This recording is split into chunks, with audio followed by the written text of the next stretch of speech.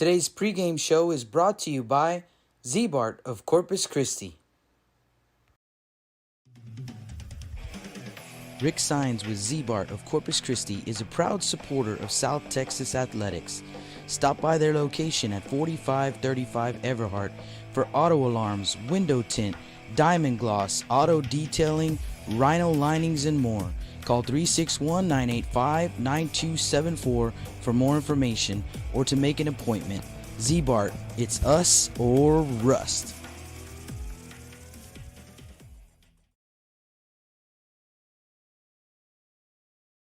Visit the Eagles at practice last week and talked with head coach Lee Yeager about the marathon 12 days coming up for most teams in 29-5A. Eagles with 6 games in 12 days. Talked about how the Eagles are going to handle that. Also talked to a couple of the players about how the season has progressed. Hear what the Eagles had to say. Here at Veterans Memorial High School with head coach Lee Yeager. And Coach, let's talk about your team in specific, and I know this can probably be said about every team in the district. Everybody is a much different team now than they were in week 1. But for you guys in particular, what have you seen, and what are some of the places where you guys have really improved, really changed over the course of the season? Well, one of the things, man, we started out highly ranked, and I think we didn't handle that very well. And I think, we were really young. We've got a lot of young guys that didn't have a lot of varsity experience. So I think we were kind of going through the season, kind of carrying that on our back. And I think once we lost a few games and then we started playing in district, I think we realized, hey, man, we can be pretty good if we just play. And as we start moving in and we start getting some guys healthier, I think that was the biggest thing, our health. I mean, we were really hurt from game 1 all the way through now, and we're finally getting some guys healthy. Our shortstop's back, we got a pitcher back, and some of our outfielders are back that were kind of banged up. So we're feeling pretty good about where we are now. But certainly, I think we're a better team now than we were week 1. And I think from an offensive standpoint, we've gotten some of these guys some more at-bats that didn't get at-bats last year. And you know how last year went. We didn't get to play a lot of guys. And so if you're a senior-laden team, last year probably didn't hurt you as much as somebody like us, who we have probably 6 or 7 new starters that just didn't get a lot of work last year. So they've got their 50 or 60 at-bats now, and I think they're in a position where they're going to be all right, and be what they're supposed to be right now, and I think that's where we're at. I think we're starting to peak at the right time, and, who knows, man, our district's tough, so we'll just kind of see how it goes when we play them. And let's talk about that district and how tough it's been to navigate through the district this season. And you and I talked a few minutes ago about this stretch that you guys got coming up, and how difficult has that been, Coach, to just try and navigate the district? Oh, man, it's tough. I mean, you look back at our first 8 games, or first 9 games, first 8 games. I mean, it was we could have lost 3 of those 4. I mean, 3 of our last 4. So we were down in most of our games, and we came back and won late. So we're not going to apologize for that, but at the same time, we got to understand that if we go in thinking just because we beat somebody once, that's not going to happen again. So we got to go in there and compete, and that's kind of the message I gave the guys just a little while ago. But, I mean, anybody can beat anybody. We got 3 teams at 2-6 right now. We got a team at 3-3. We got a team at 5-3, or 4-4, I'm sorry, 5-3. So, I mean, obviously people can beat each other, so we don't want to get caught up in that mess. We want to just make sure we stay a little bit ahead of everybody. But if we go in thinking we're going to beat anybody on any given night, we're crazy. So we just got to go compete and hope for the best at the end, and that's our message to our players. Coach, this week coming up, or these next couple of weeks, are going to be pretty tough for everybody. Talk a little bit about your schedule. Yeah, it's brutal right now. We're going to end up playing, we play 6 games in 12 days, so it's going to tax your pitching. The way it sets up for us, I mean, it's just like a gauntlet, man. We're going to go Friday we play King, then Saturday we go to East and Victoria, then Tuesday we come back, and if we're successful and GP's successful, we're going to have a colossal game with those guys, and then we turn around and we get Moody, and it just keeps going. So what we got to do is take care of the first 2 games, or the first game, as we play, and King's going to be tough. We know that.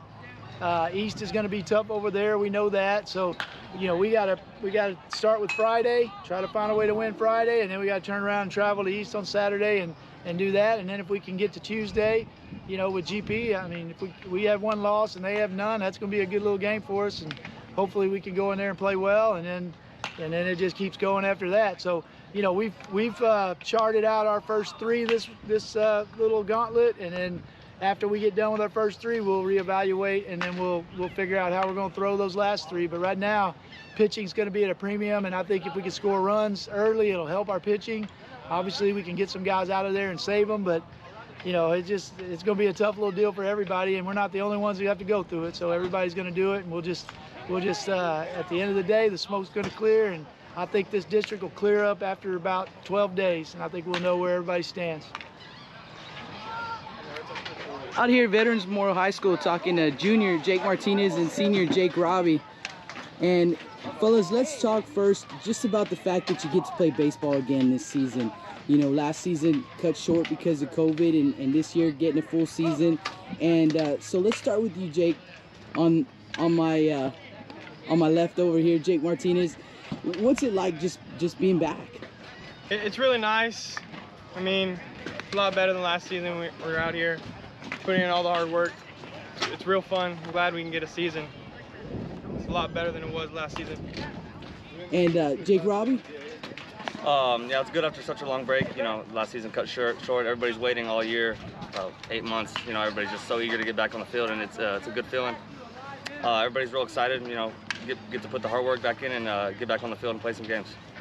And Robbie, coming back from injury as well. So just tell me, you know, what's it like just to be back, you know, from that? You had to struggle with that coming in the first part of the season, and now back feeling good. And what's that been like? Yeah, for sure. I mean, it's always unexpected when you get an injury, you know, and it just, you know, tells you can never take the game for granted because you never know what's going to be taken from you.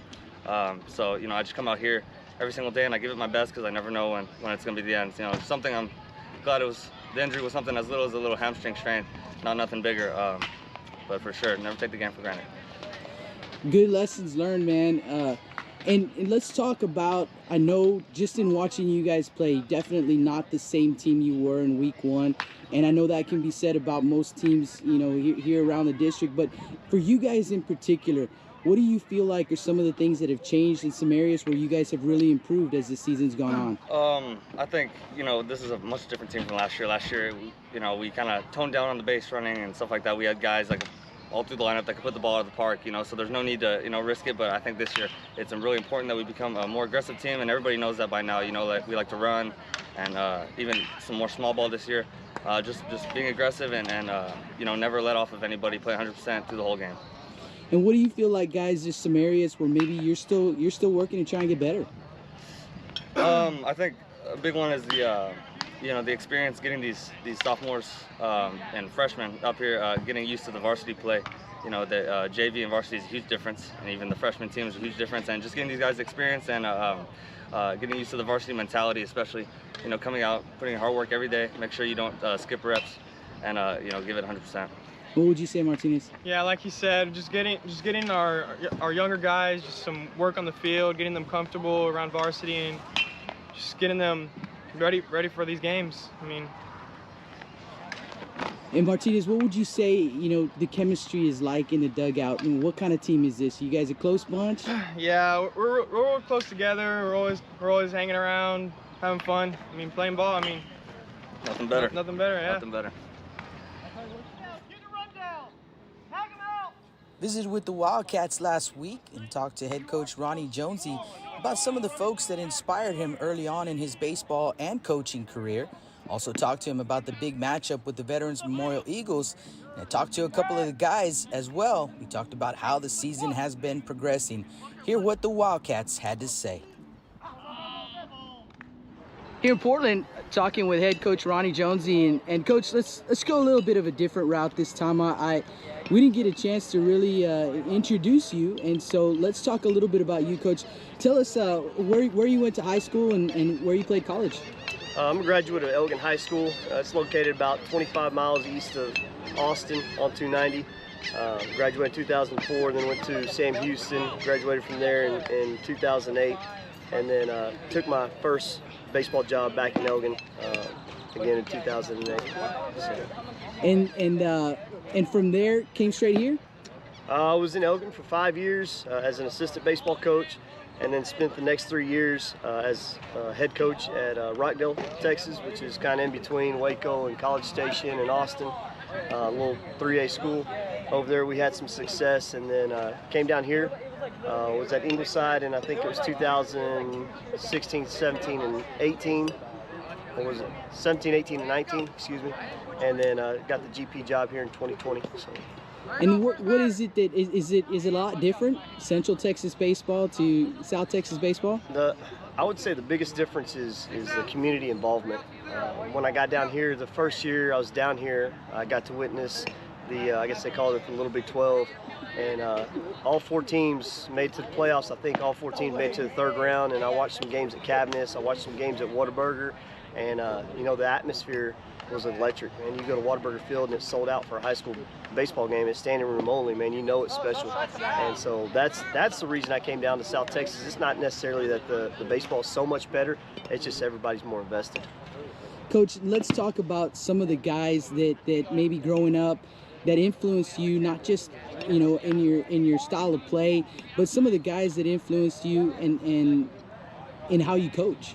Yeah, the first one was my father. My dad was an all-state baseball player back in 1981, and so I learned a lot from him. And then I guess as I grew up, once I got to high school, Bowen Malik was my head baseball coach for 2 years. He's kind of from the area. I think he's a graduate of Mankaty, Texas.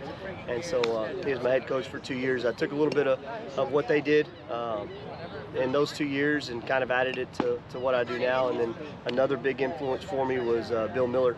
He took the job after Coach Malik left, and the aggressiveness that we have on the bases, I would attribute a lot of that back to him.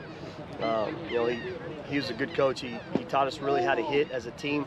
He taught us about approach and things like that. So those are some of the things that I kind of carried over as I got to be a head coach. And then, you know, just learning how to be a professional. And, you know, Pat Watson was the first head baseball coach that I worked under, and he just taught us how to come to work every day and have a plan and execute that plan and just how to be professional about it. And so I'd like to thank him for that opportunity that he gave me to be an assistant baseball coach under him. He's now at Denton Geyer. And then when he left, Coach Michalek was the assistant. He took over, and you know, we really learned a lot from him. He's a football coach, I'd say that, but he's a good baseball mind. He took that aggressiveness that we had on the football field and he applied it to baseball, and I think that's one of the things that I was able to carry over as I became a head coach as well. And Coach, let's talk a little bit about some of the philosophies maybe that have stuck with you. I know you mentioned the aggressiveness on the base paths, and I too was wondering where that came from, because you guys will run. But what are some of the philosophies that have really stuck with you and that you've tried to coach here at Gregory-Portland High School? Yeah, just the aggressiveness in the running game. It's not just the base stealing, but there's also base running, and we're going to try to be aggressive. But you also have to know your team. There's a time where you can't overcoach them. Sometimes when they're hitting double after double after double, sometimes you just gotta hold your play card in your pocket and just let them do their thing. But when we need to be able to manufacture runs, there's certain things that we're going to go to, and we've been able to implement that in the last 2 years, and we've been pretty successful at it. So when we need to use it, we're going to use it. But I mean, I tell you this, I'd really like to just keep it in my pocket and let those guys hit. Coach, let's talk about the Veterans Memorial Eagles, and they're a team that, you know, at the beginning of the season, or towards the beginning of district play rather, Coach Yeager said they're trying to find their way still. You know, they graduated a lot of seniors, and so, but they're a team that as the season has gone on and as district has progressed, just finding different ways to win, and you and I know that's what good teams do. So what do you expect from those guys here in the second time around? Well, you took the words right out of my mouth. I was just going to tell you, man, that's what good teams do. They find ways to win, regardless if they've got their A game, their B game, or their C game. You know, they're going to find a way to win, and that's what they've been able to do during the first half. They've gotten some guys back from injury, and they've gotten healthier. And so, you know, the next time that we face them, we're going to face them at full strength, and hopefully we can continue to do what we did in the first half. We've hit the ball well. We've pitched extremely well. I think we've only given up a maximum of three runs in district contest, and so if we can keep those guys to low scoring affair, I know they've got some quality guys in Xavier Perez and Jose Acuna who can throw the ball real well, and they're going to keep opponents to a minimum as far as the scoring is concerned. And so we got to make sure that we have quality at bats and we don't give at bats away by striking out. We put the ball in play and force them to make plays. Anytime that you strike out and you waste at bats and you're not able to move guys over, I think that's when you struggle to score runs. And so we've got to make sure that when we have opportunities with guys on base, we're either moving them over. That's going to be our big focus. But it should be a good one. They're at full strength, and shouldn't be any excuses on either side. We're at full strength, they're at full strength, and so let's go. Here in Portland, talking with seniors Robert Spencer and Braden Talamantes. And guys, let's talk about some of the things that this team has been doing really well so far. I think we've been pitching real well. Malachi or Robbie gets on the mound, and our defense is there to back them up, but they also throw a lot of strikes and they have a lot of strikeouts. And we've been putting the ball in play a lot, so that's how we've been racking up all our runs. And what are some of the things, Robert, that you think you guys are still working to improve upon? Every day our coach comes and tells us in the practice that we need to work on our approach at the plate. And that's one thing he stresses a lot during BP. Having an approach with no strikes, this needs to be different than your two-strike approach. So that's something we've really worked on throughout this season so far and still trying to improve on. And both of you guys are seniors, and I know for a fact that it's been fun. I mean, when you're having a run like you guys are having, and then it's senior year, it's got to be a lot of fun. But tell me how much fun you guys are having, Robert. We're having a lot of fun every day. We have fun at practice. Everyone wants to come work. We love it. And in games, we have a lot of fun. We love winning. We just love playing baseball. What about you, Braden? We're having a blast out here. Every day is something new. We get situational scrimmages where we get to come out here and basically have live at bats. And I think that makes us way better than what we had last year. And that's why it's been shown on the field. And you guys are both seniors, and tell me some of the things that you've learned here, maybe specifically on the baseball field, that you're going to take with you to the next level. Let's start with you, Robert. What are some of the things you've learned out here? Especially from last year, what I learned is nothing's given. I mean, anything can be taken away immediately. And that's something you can take with you your whole life. You got to treat everything like it's not given. You got to earn it. What would you say, Braden? Yeah, to piggyback on that, nothing's given to you. It can be taken away whenever. Just like last year, we were having a great season, we were having a good run, and it was taken away. So we're making the best we can this year.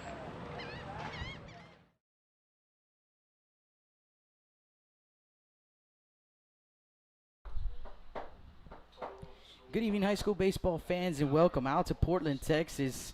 Jake Vasquez joined in the booth by Coach Mike Silvas tonight, so get some double barrel action on the mic today. And good ball game for you tonight. We've got the Gregory-Portland Wildcats and the Veterans Memorial Eagles and very possibly tonight a fight for the district championship. The Gregory-Portland Wildcats, if they get the win, give themselves a little bit of separation from the pack. But if the Eagles can come in and pull off the win, then they tie themselves in district standings anyway with the Wildcats for the time being. So, but the way this district has gone, you just never know. So an important game nonetheless for both of these teams, and both of these teams coming off of a week where they were 1 for 2.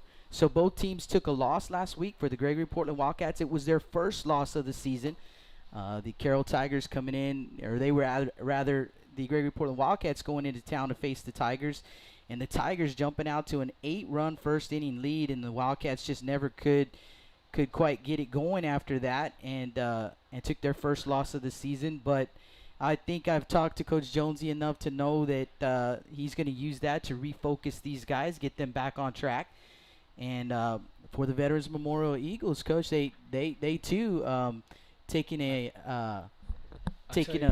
I'll tell you what, Jake. Corpus Christi, the Coastal Bend, the level of baseball that's played down here, there's nothing like it. I've umpired the Corpus Christi chapter for many years. The last 5 years I've been up in Brush Country, which is a little different, but they're Coastal Bend, Corpus Christi. We're down in the sparkling city by the sea. This is where it's at. You have major league prospects on every team. You have major league caliber coaches. This is true baseball at its best form. And I just thank you for letting me be part of it, man. I'm excited for this. I'm No, just man, here to we're watch. excited. We this is year number 7 for us, and every year is every year is unique. I'll tell you that. So every year is unique, but every year is so much fun to watch. And you're right, the level of baseball. And the crazy thing about it is, I got a chance to talk to Coach Jonesy, and if you heard him on the pregame show, one of the things I asked him about, because he's a Central Texas guy, and from the Austin area, and I asked him, is it different? And he said, the level of baseball not so much, but the community support. Culture. Yeah, Culture. it's a whole different These animal. guys have played each other. I mean, I've umpired, the tournaments they have on the weekends when they're kids, and we saw Jose Acuna when he was 11 and 12 years old, and we knew how great he was. You saw Alejandro Guerrero, Malachi. We see all these kids grow up together, it's a brotherhood here in Corpus. You play each other, you battle on the field, you hate each other, and then you leave it there, and you see each other at the beach or the mall, and you're brothers, and you grow up like that, and you become men. These guys are men. These guys get up every day, go to work. They go to church. They do what it takes to be great. And we are lucky and we're fortunate to sit back and be part of this because Absolutely agree with that. You know the scouts. I was at Water Street Oyster Bar Friday night after I was at the NIT, and I didn't know the guy. He didn't want me to share his name, but he was a scout in Corpus. Wouldn't tell me who he was watching. I inquired, but they're here. They live here, and I heard you talking about Miller High School last night. And they're trying to break the 30-year streak to get back into the playoffs. Well, when I was a kid, growing up in Corpus, I watched Michael Cantu Sr. at Miller High School, and Coach Chavez coaching him, and I watched William Rowland back there at Miller High School. So once a buck, always a buck. I'm a buck.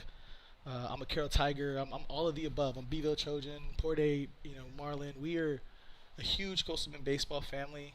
The level of baseball is great, and it's been here since the Salinas' and the Castros, and now we're seeing some new faces, and these are modern day legends that we're watching, and it's just great. I mean, there's nothing better.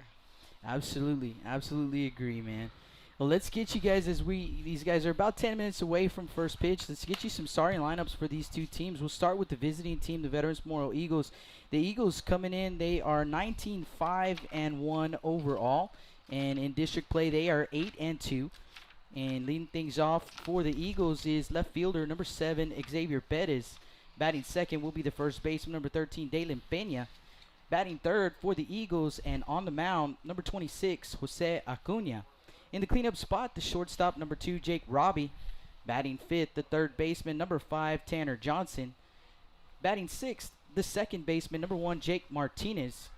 Batting seventh for Veterans Memorial, the designated hitter, number 23, Nick Guerrero.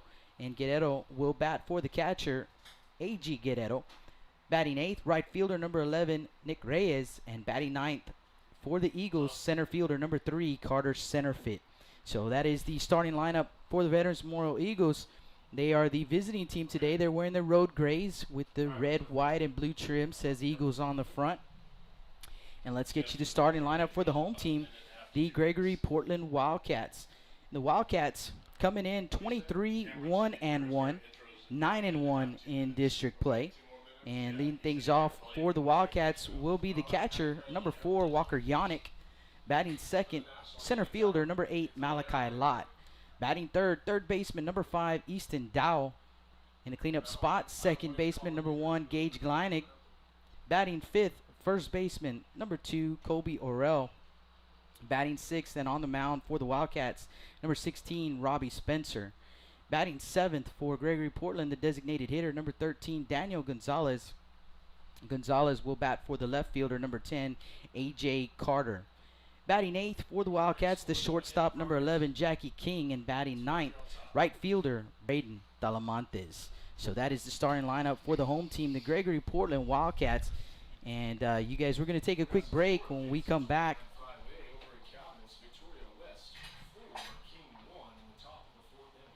so let's give you a score update real quick. Just announced here at the ballpark, 4-1 Victoria West over the King Mustangs. They're in the 4th inning over at Cabinets. So we just mentioned this district It's full of surprises, and the Mustangs had been one of the hotter teams, coming out of last week, along with the Carroll Tigers, and now find themselves in a 4-1 hole at home against West, and yeah, with this district, you just never know. We're gonna take a quick break. When we come back, we'll have the national anthem here at the ballpark. You guys don't go anywhere. Blast Vision Live from Portland, Texas.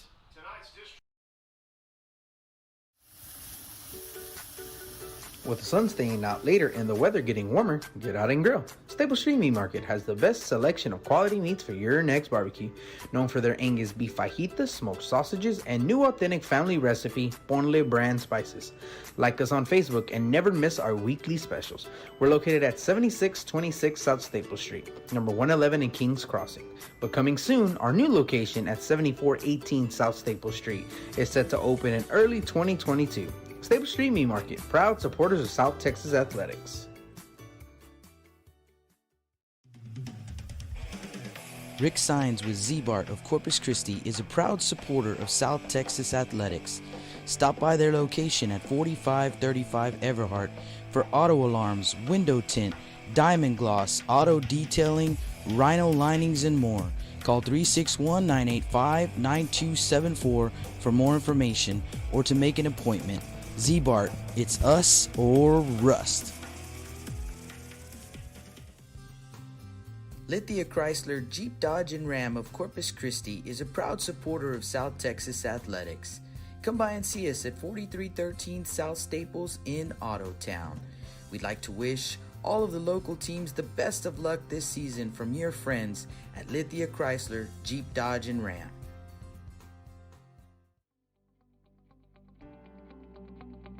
361hsblast.com, your newest source for Coastal Bend 5A baseball and football news.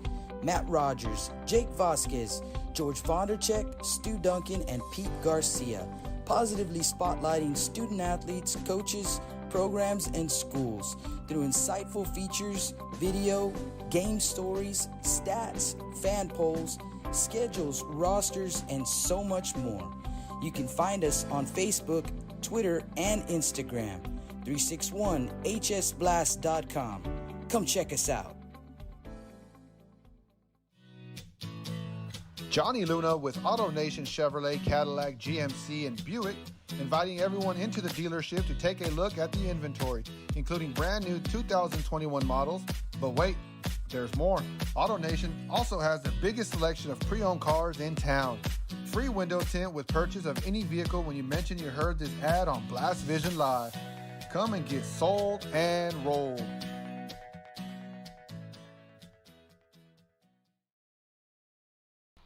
Welcome back to the Staple Street Meat Market broadcast booth. Jake Vasquez and Coach Mike Salinas in the booth for you tonight. Silvas. Like Silvas. Grandma would not like that, all right? I'm gonna get it. Mama would not like that either. Neither would Daddy. So finishing up the starting lineups here. So we're gonna take a quick pause for the national anthem.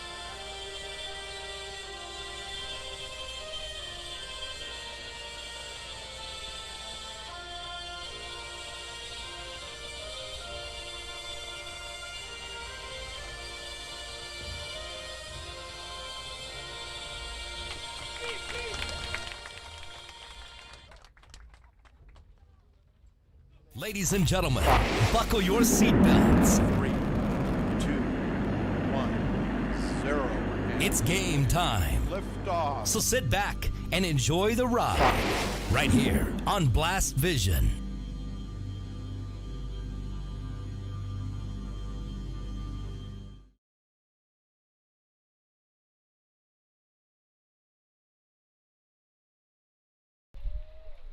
Welcome back to the Stable Street Meat Market broadcast booth.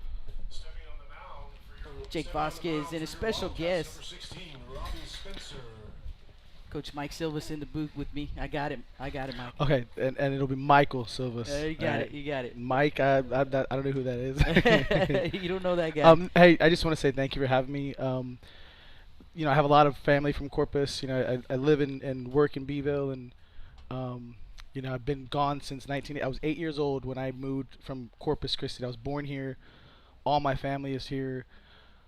Those that are listening right now, I'm getting opportunities to work on the island here in Portland. I mean, I say Portland, but we're all Corpus to me, and Portland has the greatest youth facilities around. There are no better facilities here, and that's why we're seeing these guys, and they're competing for the state every year because the people here have invested into these facilities, and you got to applaud them because that's why these guys are so competitive. This is really exciting.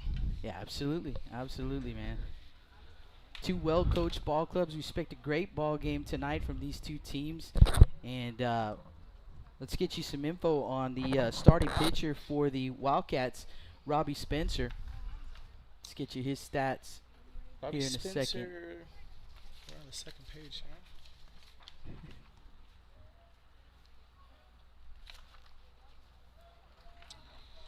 Robbie Spencer with a 1 ERA. He's got 5 wins, no losses, 6 appearances, 1 complete game. He's not the number 1 for a GP, right? Malachi's number 1 for GP, right? From what we see.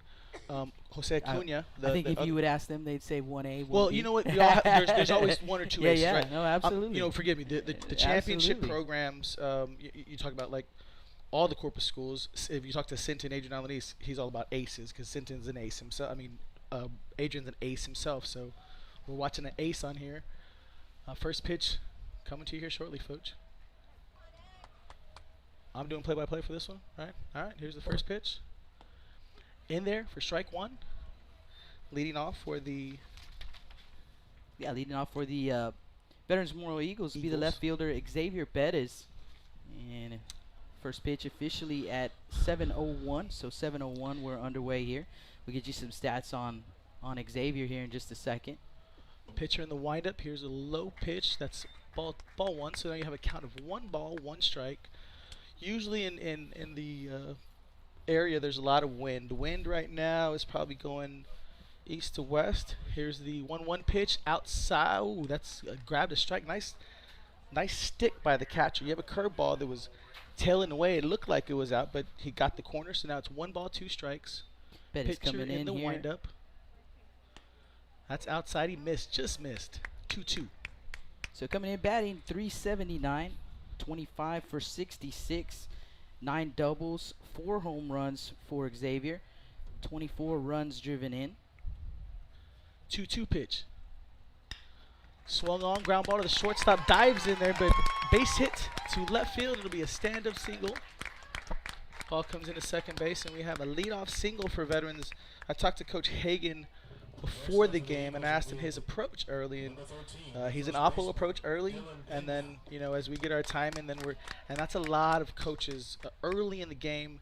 You're inside, that's the hardest pitch to hit. So his approach is outside away. Now you have the second batter. It's going to be Dalen Pena to the plate for the Eagles, playing first base tonight. Pitcher in the stretch. Here's the pitch. Outside fastball, strike 1. So for Pena, coming in batting 424, 25 for 59, leads the team in batting average. 8 doubles, 3 home runs, 22 runs driven in for the senior first baseman. There's an outside fastball, just missed. 1 ball, 1 strike. You got the best umpires out here, and those pitches are just inches away. And I mean, it's tough. You're going to call 200 pitches behind there, and These are the best guys out here. Foul ball, 1-1 pitch fouled off. 1 ball, 2 strikes. Got runner at first base. We had a leadoff single for Vets. As a baseball team, you want to put pressure on the defense early. So I wonder if, I don't think Jaeger's going to manufacture because these guys are such great hitters. They've done a lot of it. They really have will. they? This Okay. year they will. A little bit different team than maybe most folks are used to seeing. Although the young man 1-2 pitch misses outside. A ball gets away from the catcher, but he kept it in front, so the runner stays at first. So Although, now you have a this young man 2-2 count here. This young man can swing it, but they will. They'll try and manufacture. They will run. I absorbed so much hitting from Hagan in like the 10 minutes, and I did not want to stop listening. He just had so much info that we get to share now. A pickoff attempted first, close, but he gets back safely. Let's get you the defensive alignment for the Gregory-Portland Wildcats. In the outfield, left to right, Carter, Lott, and Talamantes. Orel at first, holding the runner, Perez. Kleina gets second. 2-2, high heat. The batter had to duck on that, so got away. Now it's a full count. Kleina gets second. King, the shortstop. Dowell at third. Yannick behind the plate. Spencer on the mound, and a full count here to Dalen Pena. These baseball players are so great at, just baseball fundamentals, checking runners, keeping them close. Here's the 3-2. Right down the pipe, popped up to center field. It's a long drive. Out center field, going back at the wall. Caught. Runner about halfway. He goes back. Rifled in from the center field fence to the second baseman. Those are the type of things you see at this type of baseball. That kind of arm action. That's amazing. Wow. So Dalen retired by Malachi Lott out in center field for out number 1. And that's going to bring up the Eagle pitcher, number 26, Jose Acuna. There's the other ace, Malachi Lott in center field. And he threw a strike from 10 feet in front of the center field fence straight to second base, man. Oh, my. That was amazing just to see that. The wind here at Wildcat Ballpark blowing kind of out in left field, and that's what it normally does here. First pitch swung on, fouled to the left side. It'll be out of play into the bullpens over here in Portland, Texas. It's a grass baseball field, and folks, I know everyone likes the turf and all that, but ask umpires in the summer. Ask umpires in the summer how that turf is. I bet it's hot. I mean, this is where it's at. In Beeville, we have grass, and then we have the turf at the high school. And I tell Coach Vasquez, hey man, let's keep the grass, man, because this is. I love the turf in some areas, but there's nothing better than grass baseball fields. So you got 1 strike, runner at first. We have 1 out. Left-handed hitter in Martinez. Ground ball to the third baseman. Throws over to second for the force. Flips over to first. First baseman off the bag, but tags the runner for out number 3. Easton Dow, so much fun to watch over there at third base. He starts the double play, 5-4-3 to end it here in the top of the first inning. So for the Eagles, no runs, 1 hit, no errors, no one left on base. No score here in this one. You guys don't go anywhere. Blast Vision live from Portland, Texas. Hi, Mom.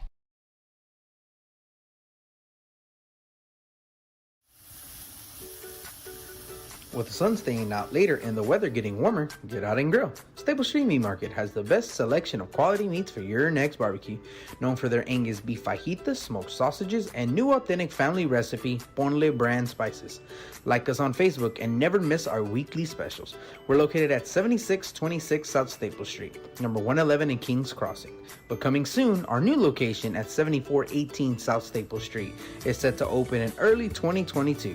Stable Street Meat Market, proud supporters of South Texas athletics.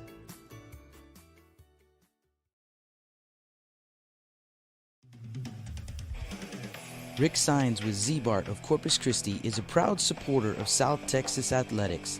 Stop by their location at 4535 Everhart for auto alarms, window tint, diamond gloss, auto detailing, rhino linings, and more. Call 361-985-9274 for more information or to make an appointment. Z-Bart, it's us or rust.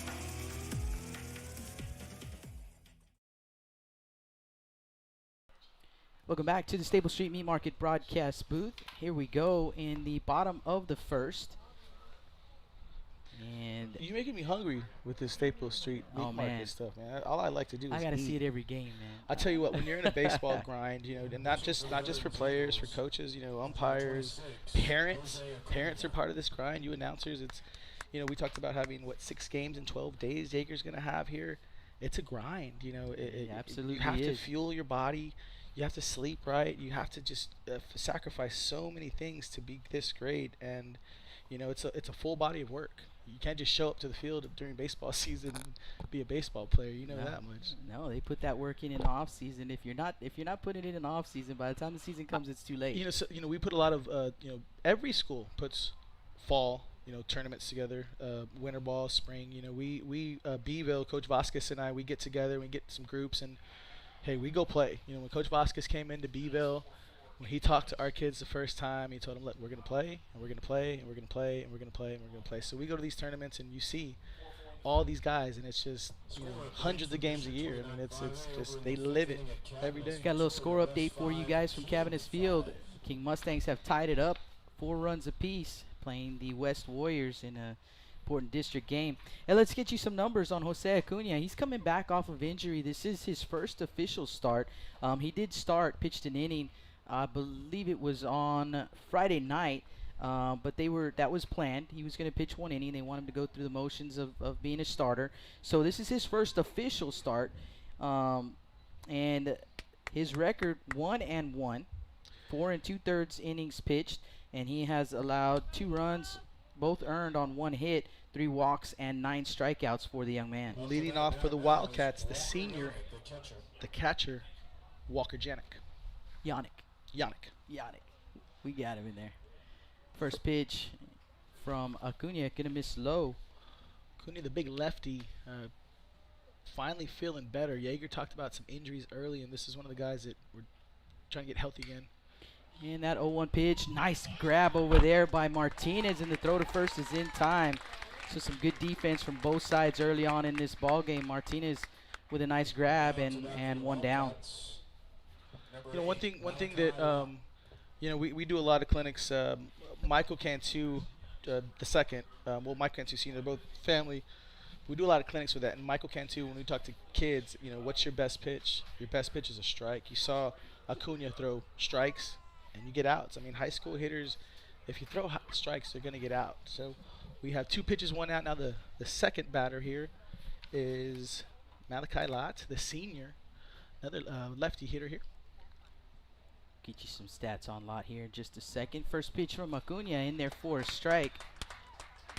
Lott is batting .443. He's got 31 hits, 22 RBIs, 5 doubles, 4 triples, and 2 home runs. That's not in 1 game, folks. That's over the whole season. No 1 pitch. Strike 2. The only time you see stats like that are like when well, I've seen some games where there's a lot of runs scored, but so an 0-2 count here on Lott. Acuna from the windup. Here comes the pitch, and that's it. Catchers back there, right? They make pitches look great. That was a ball, but Alejandro back there, my boy AG, he works hard, and man, he made it look like a strike, right? And it's hard not to call it a strike, but that was a ball.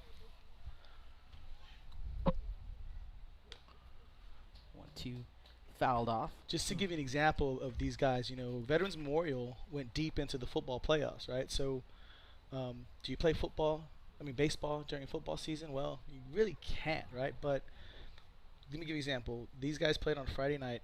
Alejandro had football Saturday. They played on Sunday morning, 8 a.m. That's how dedicated these guys are here. 1-2 pitch fouled off. We'll do it again at 1-2. This is the cleanest form of baseball, too. You get strikes. Guys make plays. Quick innings. Sometimes it's easy to call back there.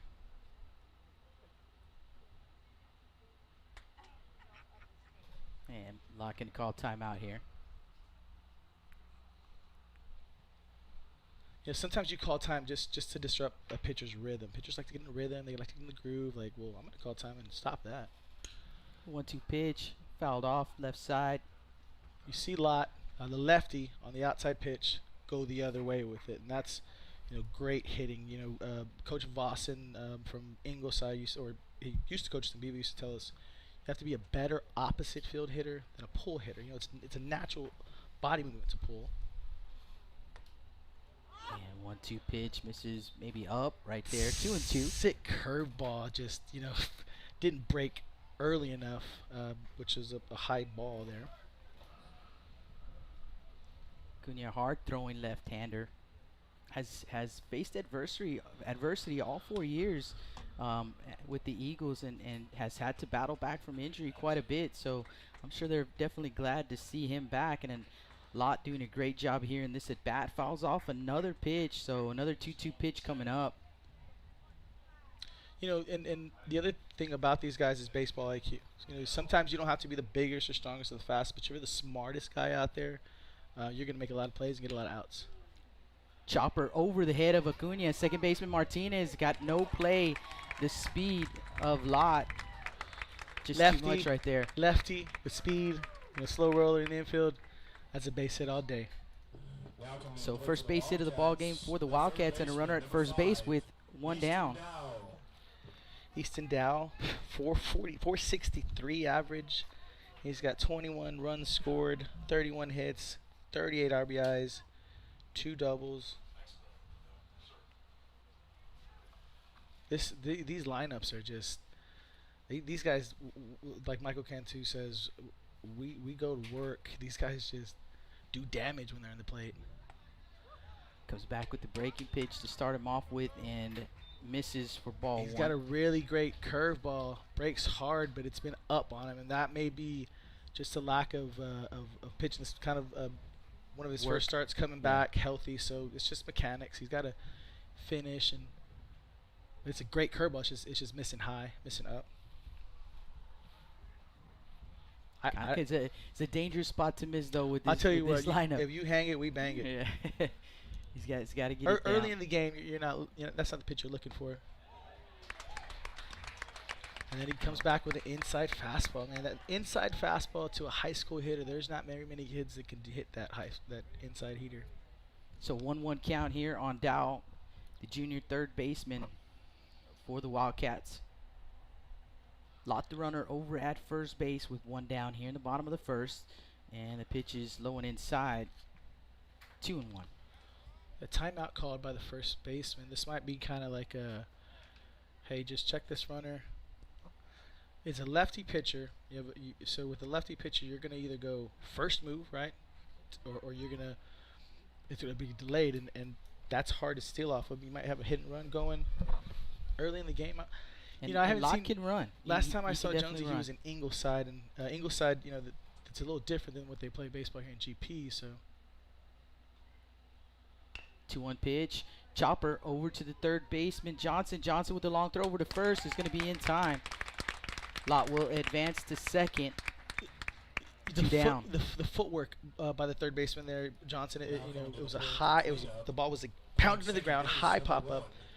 His feet were set the right way, so it made the catch and transfer so easy, and it was a strong throw to first. Just make it look so easy out there on a tough play with a good runner. So Lott at second base, 2 down here in the bottom of the first. And it's going to be Gage Gleinig to the plate. Second baseman. Gage Gleinig is 286 batting average, 14 hits, 9 RBIs. Gleinig is also a senior. There goes Lott, and the throw is in the dirt. So Malachi swipes third. And that's the one thing about these Wildcats. They're super aggressive on the base paths. Stop paying attention to them for a second, they're going to swipe a bag on you. You may not be a great hitter, but base running, anyone can be a great base runner. So Lott 90 feet away now. 1-0 count on Gleinig. Cunha comes set. Here comes the pitch, and there's a strike. Great pitch on the bottom of the zone, and you see Guerrero back there with his left foot almost like in a splits to catch that low strike and stick it on the bottom of the zone. That's great work back there by the catcher. So 1-1 count here.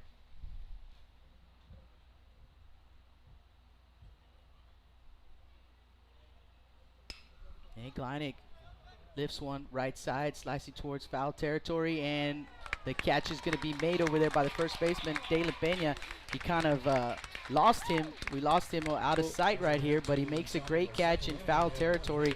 And so that's going to do it for the Wildcats here in the bottom of the first. No runs, 1 hit, no errors, 1 man left on base. Still no score after 1 inning to play. Blast Vision live from Portland, Texas. Lithia Chrysler Jeep Dodge and Ram of Corpus Christi is a proud supporter of South Texas athletics. Come by and see us at 4313 South Staples in Ottotown. We'd like to wish all of the local teams the best of luck this season from your friends at Lithia Chrysler Jeep Dodge and Ram.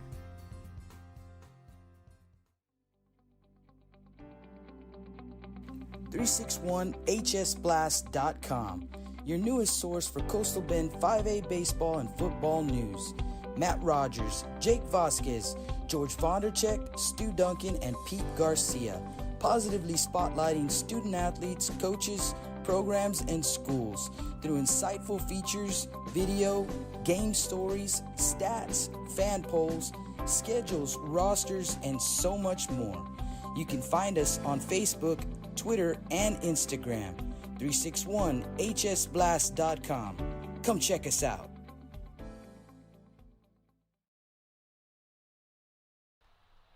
All right, folks, we're back live in Portland, Texas. Right on the outskirts, right over the bridge here by Corpus Christi. And still 0-0, top of the second. Leading off for the Veterans Memorial Eagles. It's going to be their shortstop, Jake Robbie. Stable Street Meat Market broadcast booth, Jake Vasquez and Mike Silvas. Michael Silvas. I'm going to get it. I'm going to make you do push-ups every time you call me Mike. Got that? I'll get it quicker. I'll get it much quicker. Here we go. My brother takes care of my light work, Jake, so you don't want to face Matt, all right? Top of the second inning, no score in this one. Lefty hitting Benya? Is that correct? Here's the first pitch. Grounder. It's Robbie. Third baseman grounds it. Ooh, nice play. First baseman comes off the bag, catches it, tags the runner like it's just routine. I mean, these guys making exceptional plays. I mean, this is amazing. So now you got out number 1. Another left-handed hitter. This is Acuna, the pitcher, and is this number 5, right? I'm sorry. This is Tanner Johnson. Tanner Johnson, another lefty hitter here. Tanner's big man. Here's the first pitch. Grounder, high chopper to the second baseman. He'll field it. Short throw to first, out number 2. 3 pitches, 2 outs. I mean, these guys play clean baseball. You throw strikes, guys get themselves out. So real quick, 2 outs, right? And this will bring up. It's going to be Jake Martinez, the second baseman. Guerrero is on deck, or actually, Guerrero, the DH, is on deck. Yeager takes a little time to talk to Martinez here, and you know he might be talking about approach. You know, early in the game, sometimes our adrenaline and our emotions. Baseball is a game where you have to relax and control your emotions. We get excited and we want to be the hero, but we have to take what the game gives us. So with 2 outs here, let's see the approach here. Here's the first pitch to Martinez, and it's inside miss for a ball. So now as a hitter, you're ahead now. Maybe Yeager said, hey, take a pitch, you'll get a strike. So now you're ahead now. You're looking for something to do damage on. Here's a pitch, and it's up 2-0 now. So again, you're ahead. As a hitter, he's got to bring it to me. So let's see if he's looking to do damage here. And this is the pitch where even if you swing and miss, it's still 2-1. So here's a 2-0. Pitcher's in the windup. Here's the pitch. Misses again, 3-0. Now 3-0, team player, we're going to take. There's not a, well, there might be, but I don't know very many teams or players that are going to swing here on 3-0. So let's get you some numbers here on Martinez. Coming in batting .407, 24 for 59, 7 doubles. He has a home run and 13 runs driven in. Here's the 3-0 pitch. That's in there for a strike. So now you're 3-1 again. Still looking to do damage. It's early in the game, 0-0. See what we do here. 3-1 pitch. Missed. Walk. That's a 2-out walk, and this will bring up big man number 23. That's Nick Guerrero, the designated hitter. So Nick doing the designated hitter. He's the designated hitter tonight, batting for the catcher, A.G. Guerrero. And let's get you some numbers here on Nick. Nick batting .320 coming in, 8 for 25. A double and a triple, 7 runs driven in. Just a sophomore. First pitch, Guerrero, swing and miss. Strike 1. Got runner at first with some speed. I wonder if Yeager sends him here. Got a decent lead. Here's the 0-1 pitch. Fouled off to the right side. Aggressive hitting or swinging here. So now he's 0-2 in a hole. Now you got to have a 2-strike approach. Every at bat is a different approach. You know, if it's 0-0, it's one approach. If you're ahead, it's a different approach. Now, 2-strike approach. I don't want to strike out. I don't want to strike out. I don't want to strike out. Battle, battle, battle. This is what you got to be thinking here as a hitter. Short lead at first. 0-2 pitch. Fouled up high.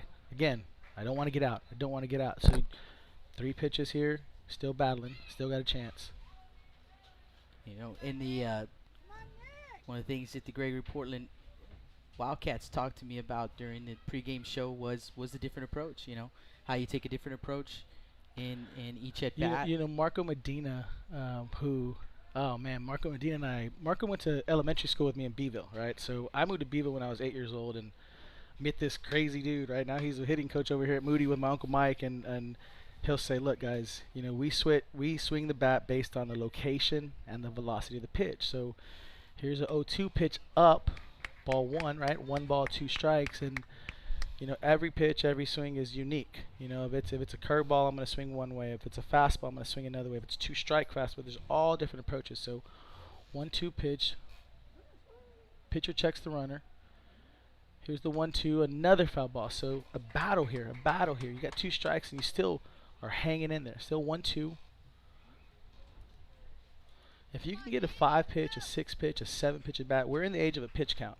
This isn't the Cy Young era where Cy Young threw 200. I don't know, now Nolan Ryan, these dudes threw until they didn't need pitch count. Some guys, I mean, now we have pitch count, so the deeper you get into an at bat, you know, the more you're going to get into a team's bullpen.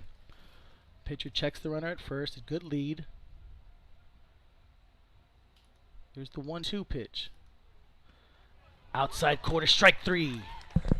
Nice spot, nice pitch. The GP Wildcats 4 up, 3 down. You're listening to Blast Vision. Jake Vasquez and Michael Silvas II. Glad to be back home. We'll be back in a short break.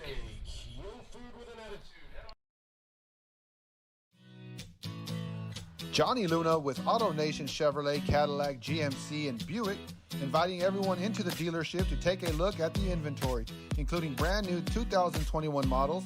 But wait, there's more. AutoNation also has the biggest selection of pre-owned cars in town. Free window tint with purchase of any vehicle when you mention you heard this ad on Blast Vision Live. Come and get sold and rolled.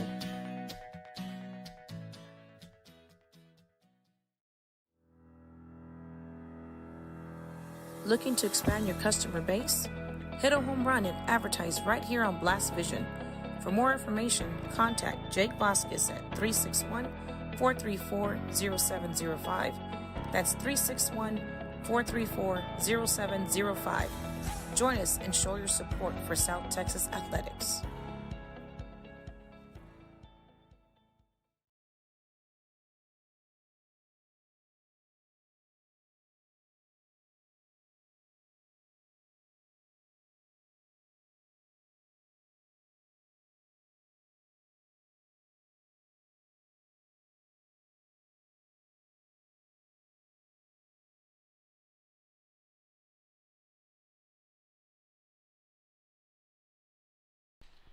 Welcome back to the Stable Street Meat Market broadcast booth. Here we go, and we are. Let's get this back here. off the inning for the Wildcats. Number 2. Get the virtual scoreboard right. Here we go. Now we got it correct for you. And leading off for the Wildcats is the first baseman, senior Kobe Orell, and Acuna starts him off with a strike. Orell's batting .304. He's got 11 runs, 17 hits, and 14 RBIs. Facing the lefty, Acuna.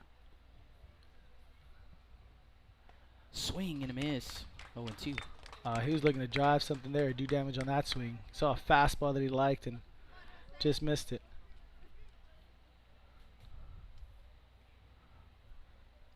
Now with the 2 strikes, here's your 2-strike approach. Battle, try to get deep, get something you can work with. Comes Acuna with the 0-2 pitch. He's going to be fouled off. Fouled off to the right side. You got to love what Portland has done. See all the new buildings and, like, I love the facilities they have. There's no better facilities like we were talking about earlier. People here are great. The food here is great. You'll get that from me a lot. Citizens love to eat. Don't we all? Yeah, I'll agree on that one too. A couple of shakes from Acuna there, shaking off a couple of signs, and Orell lifts one over into foul territory, but it is going to drop. There's a lot of room on both sides here at Wildcat Ballpark in foul territory. Looks like 355 straight away center field, 310 down the line in right and in left here at the ballpark. And we'll do it again here at 0-2.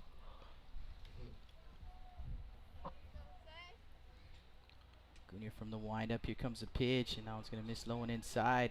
Yeah, that's what you might want to take for the team in a close game right there. He just missed, almost hit him. 1 ball, 2 strikes. It's going to come down to which team plays the cleanest baseball. They both play great baseball. Another foul ball there. Right off the end of the bat right there for Orell. When you get deeper in the game or you have more pressurized situations with runners on base, that's when you may see mistakes. You don't see a lot of mistakes from these kids here, though. Or these men here. 1-2 the count.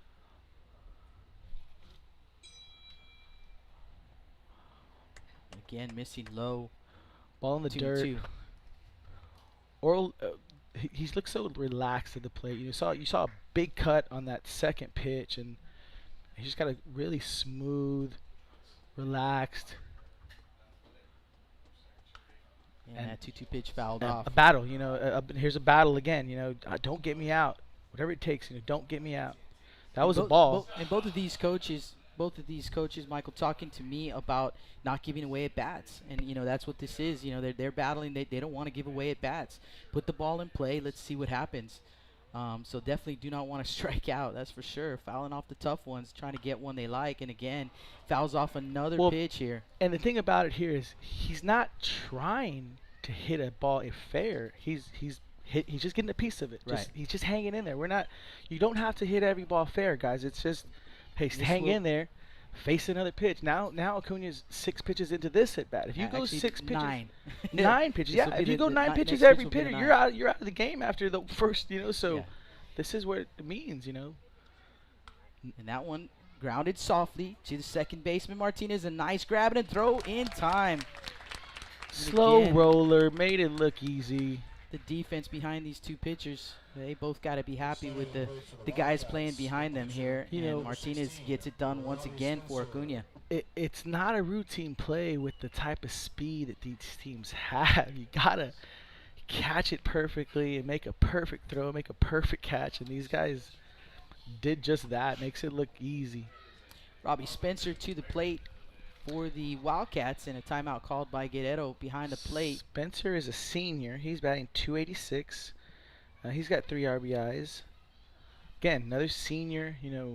If this senior class, which we likely know has played many games together. I mean, these guys, you see groups. I had a group this weekend at the NIT, at the Perfect Game NIT, and Oscar Cavazos, a buddy of mine, a cousin on the other side, on the Tina Lowry side, is telling me, Mike, we got these guys when they were 3, 4, 5 years old, And now they're 10 and they're still 5 of them still together. They stay together and play together, and that's the formula. First pitch swing, and he fouls it off. Nice, quick hand straight to the ball. Get a piece of it. Battle. One down here in the bottom of the second. No score here in this ball game. Right field, beyond right field is that's a new GP high school. I don't know. It's not fairly new. What, 5 or 10 years old? No. How new is that high school? How old is it in high school? 2002. So it's wow. It's been here for a while. I missed out. I remember the old high school over here, which is now the middle school, I believe, right, or the junior high. There's a new middle school here. One pitch foul to the right side, so it'll be 1-2. Actually, I believe it's 0-2. By the time Portland is done, it's going to be a 2-story city. They're going to have 1 story and then the second story on top. All you can do is go up. Back in the history of Chicago, you didn't have any more land, so Chicago went up. That's what you're going to see in Portland, because they just have so much, all the industry here and the business and all the fallover from Corpus. It's good to see this development here. So 0-2 count here on Spencer, and Acuna going to step off. I came in last night and saw the end of the Miller Buck and West Oso game. Up and in, and it brought me a lot of memories of watching Michael Chala and William Rowland and those guys battle way back in 30 years ago, like we were talking about. And I mean, I remember when Miller went to Beeville and they played at Joe Hunter Field, and William Rowland hit a foul ball to the right side. And, I remember seeing Michael Chala hit balls into the lights. There's a curveball, 2-2. That was a nasty lefty curveball to the right-handed batter. That's almost impossible to hit, dude. And he just missed on the outside, but backdoor action right there. Oh man! I mean, I probably would have hit it, but most guys wouldn't. 2-2. Let's see. No, it was a full count, and so man, it was a close pitch, but he just missed. There's a 1-out walk here, and that's when baseball gets to you. The walks, walks have to be minimal. The senior, Daniel Gonzalez. Gonzalez here, 216 average. He's got 12 RBIs. A left-handed hitter here. A lefty-lefty matchup with Acuna, the hard-throwing left-hander. 1 out here still. Bottom of the second, folks. Portland, Texas. First pitch from Acuna misses in the dirt. So 1-0 count. Acuna, Gonzalez rather, the designated hitter for the left fielder A.J. Carter. And this is the spot that I want to do damage if I'm a hitter. Got a runner on. 1-0. Acuna's got to come to me. And it's hit by a pitch. So here we are. Acuna. One of his first starts off the injury, right? And that's when we figure out, how much stamina you have as a pitcher. You might be in great shape, but if you don't have innings in you, pitching. But again, these players, they're very, they have baseball IQ. So sometimes I'm better with runners on base, because now 1 pitch gets me 2 outs. Now, I mean, you have a run at first and second. The infield fly is in effect. A lot of people don't understand the infield fly is defense for me, because if I throw a belt-high fastball, he pops it up. There's not a lot of guys that are going to hit belt-high fastball out of the park. Automatic infield fly, right? The runner's out, and then whatever happens on the bases. So got a pitch, a courtesy runner rather, over at second base. Gage Gleineck is in for Spencer, the pitcher. And the first pitch to the batter, Jackie King, is in there for a strike. And that was a belt-high fastball. So maybe we are on the same page as the pitching staff here, the pitching coach. We're looking for a pop-up right now. Ground ball gets us 2, right? Pop-up gets us an automatic, and then what if they drop it, or what if the runners don't understand the infield fly? King showing bunt here, so Benya, the first baseman, comes in and swing and a miss. 0-2. And you love the reaction. You love the baseball IQ, because as soon as he bunted, you had the first baseman rush in. Understanding the situation is huge in this baseball game. Got 2 strikes, 1-2 count. First and second, 1 out. Still 0-0, bottom 2 here in Portland. 0-2 pitch. Here it comes, low and outside. You know, there's a lot of history in this in Portland. I was up doing the clock one night with Mr. Akins, right? Is that his name, Mr. Akins? Who is Drew Brees' grandfather. And he was telling us a story one night about how Drew Brees did not want to play football growing up. He wanted to play baseball only until he tried it. And now he's swing and a miss, 2 away. He's one of our only homegrown Texas world champion quarterbacks. You know, that's, you know, there's so much greatness in South Texas football, baseball. I mean, you get to be part of this. I mean, it's a privilege. It's awesome. Now we got 2 outs, right? Braden Talamantes to the plate, the right fielder for the Wildcats. Runners at first and second. Gonzalez at first, Gleinig at second. No score. Eagles trying to get out of this inning. Wildcats trying to put a run on the board, at least 1 run, and that pitch in the dirt, a wild pitch, going to get away from Guerrero, and both runners will advance. Gleinig to third, Gonzalez to second. So now 2 runners in scoring position here for Talamantes. And here in this situation, now you got runners, you have first base open with 2 outs, right? So Acuna's smart enough. Acuna's not going to give you anything fat here, right? If I nibble and you chase, I'm going to try to make you chase. Even if I walk you in this situation now, it's a better situation for my defense. So I think you want to go after this guy, though. You got Yannick on deck. You definitely absolutely. But with first base open, again, I'm not going to give him a cookie, right? Yeah, I mean, absolutely. I'm going to nibble.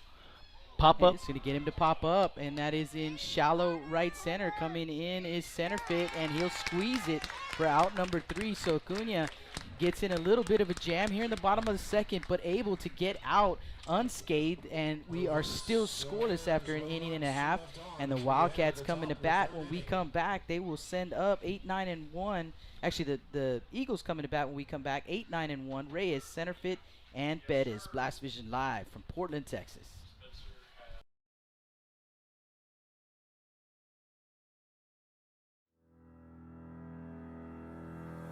Looking to expand your customer base? Hit a home run and advertise right here on Blast Vision. For more information, contact Jake Vasquez at 361-434-0705. That's 361-434-0705. Join us and show your support for South Texas athletics.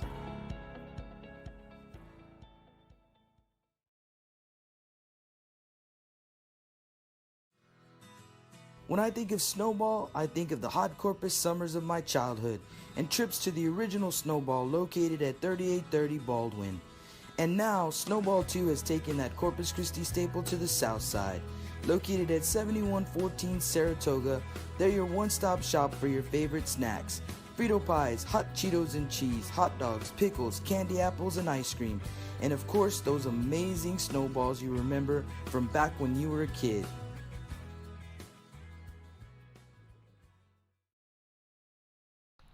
Welcome back, Stable Street Meat Market broadcast booth.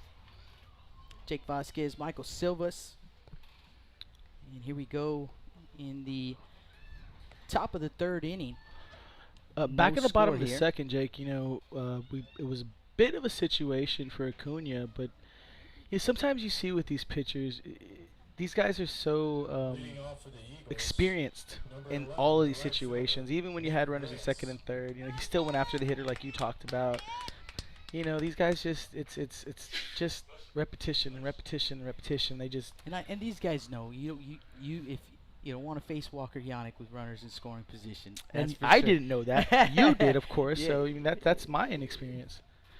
Here's the first pitch to the leadoff Eagle, number 11, outside, misses for ball 1. That's Nick Reyes, right fielder. Right fielder, left-handed hitter. Get you some numbers here on Reyes in just a sec. After the next pitch. Pitcher in the windup. Here's the 1-0 outside, called strike 1. 1 ball, 1 strike.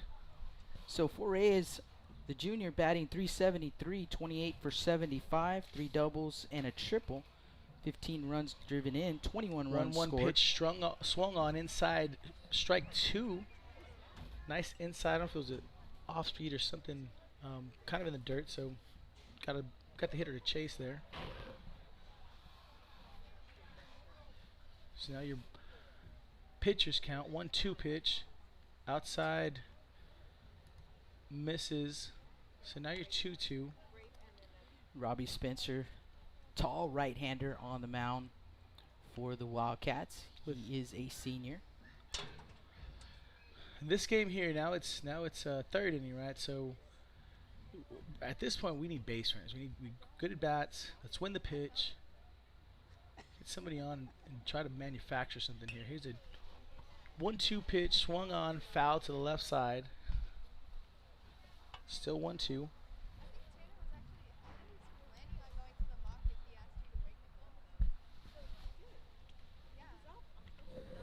2-2 count.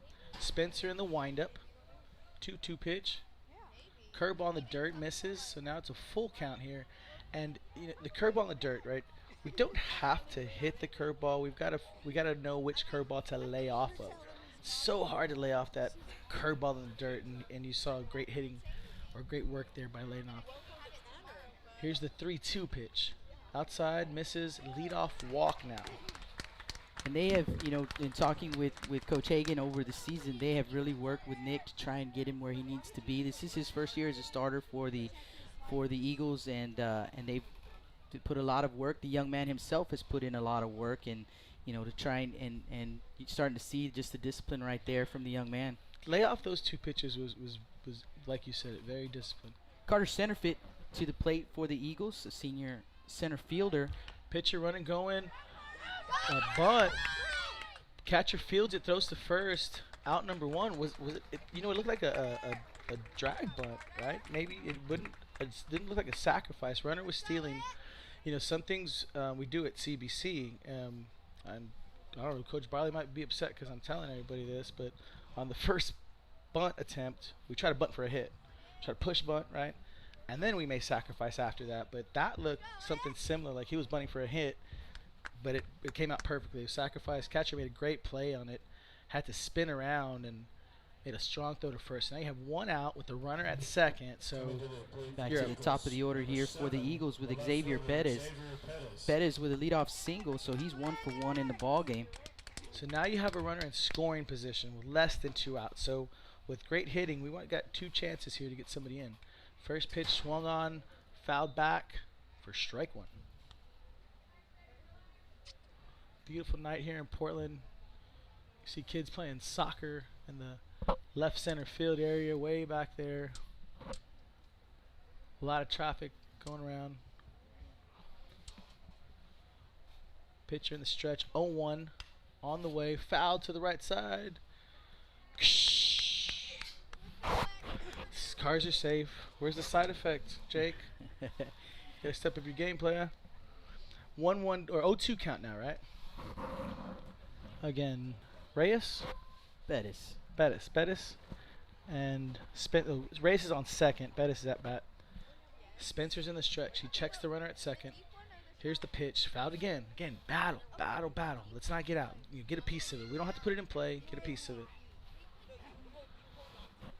It's pretty unique when you get to see these young men doing exactly what the coaches said they want them to do. I'm gonna just keep my mouth quiet on that one. Again, in the stretch, checks the runner. Here's the pitch. High. That was way high. So count is 1-1. 1-2. Malfunction on the scoreboard. Yeah, 1-2 having some count. issues here at the scoreboard. At least it's not in Vegas mode where it's Spencer again in the stretch here. Checks the runner again at second. Runner goes. Swung on. Base hit to the left side of the hole. Runner falls over second, but it's still plenty of time. Gets back up, or as he was rounding third, the grass monster trips him. He was able to get back up and score easily, but you had an RBI single, and the Eagles are on top by 1, and it goes back to the leadoff walk. Battle. Leadoff walk. Steal a bag, base hit, boom. Eagles are up 1-0 here. Yeah, give Bettis the RBI right there and a 1-0 Eagle And it was lead. just a great battle. Bettis battled and battled and battled and got a pitch. Wasn't even a great pitch, it was runner going, so third baseman has to cover the bag, and now you have a bigger hole there, and he hit it right in the hole. I mean, fundamental baseball execution at its highest level. The Gregory-Portland Wildcats are the number 2 ranked team in the greatest state of Texas. Or I saw it was number 2. It depends on which poll you're looking at. Well, they're number 1 or number 2. Number 1 and number 2. Arguably number 1 and number 2. Veteran is number 6. I mean, you have the top talent in the greatest state. If there's better baseball somewhere, then you're making that up. Here's the pitch, swung on, check swing, throw down to first, safe at first. Check to swing. That's ball 2. Ball 2 is up. And the umpire is actually in what we call B position, so he really can't. You can't. If I'm an umpire, I'm gonna ask a guy at first base. I'm not gonna put pressure on the guy. Now we are supposed to ask if we're asked, and you really can't see it. So a lot of times you're gonna get a safe call. 2 balls, no strikes.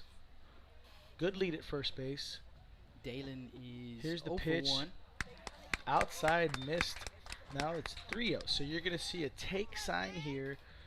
And then we'll be back in business. I don't know. I don't know. I haven't seen Yeager since he coached my cousin Michael Cantu. This guy and this back guy when at you the had plate- Michael Cantu and Courtney Hawkins, you weren't bunting at all. I guarantee you that. This guy right here at the plate, he may let him go. Oh, he let him swing. He did. He's a green light, and he took his hack. It's a foul ball to that third base foul territory, and the third baseman just ballet like he was steps. dancing That's around over that's there. footwork. You get your feet under you, and it's windy here. It's windy, and he got under it. Got to get your feet under it, and that's out number 1. Big out, a big out. Out number 2. That's it. Stepping in next for the Eagles, number 26, the pitcher, Jose Acuna. But again, you saw And Easton Dow, he's a great third baseman, just a junior, and he's fun to watch. And you're right, the footwork. Whoa. He danced around out there in foul territory, familiar with this field, obviously, and made the grab in a big out number 2. that was a tough play. Drifting back with the wind, and that's tough. So that's going to bring up the pitcher, Jose Acuna. Pitcher versus pitcher matchup. Here's the first pitch. Outside. Called strike 1.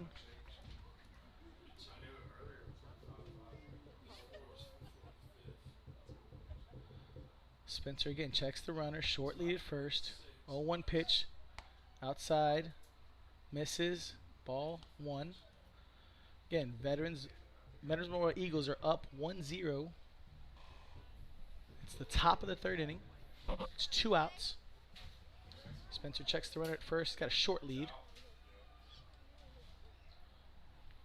1-1 pitch. Foul to the left side. Left fielder chasing. Foul. Out of play. Gonna reset. And while I have a short minute, gotta say thank you to Blast Vision for this opportunity. To my grandparents, cousins, uncles, aunts, my parents, my brother and sister, my in-laws, my sister-in-law, all of y'all listening out there. It's good to be home in Corpus Christi and Corpus Christi area in Portland. And I'm never going back. Here's a pitch. Ground ball to the second baseman. Short throw to first. Easy throw. We got 1 run out of that. It's 1-0. You're listening to Blast Vision. We'll be right back. Bottom of the 3rd inning, we had 1 hit, 1 walk, no error. When I think of Snowball, I think of the hot Corpus summers of my childhood and trips to the original Snowball located at 3830 Baldwin. And now, Snowball 2 has taken that Corpus Christi staple to the south side. Located at 7114 Saratoga, they're your one-stop shop for your favorite snacks. Frito pies, hot Cheetos and cheese, hot dogs, pickles, candy apples, and ice cream. And of course, those amazing snowballs you remember from back when you were a kid.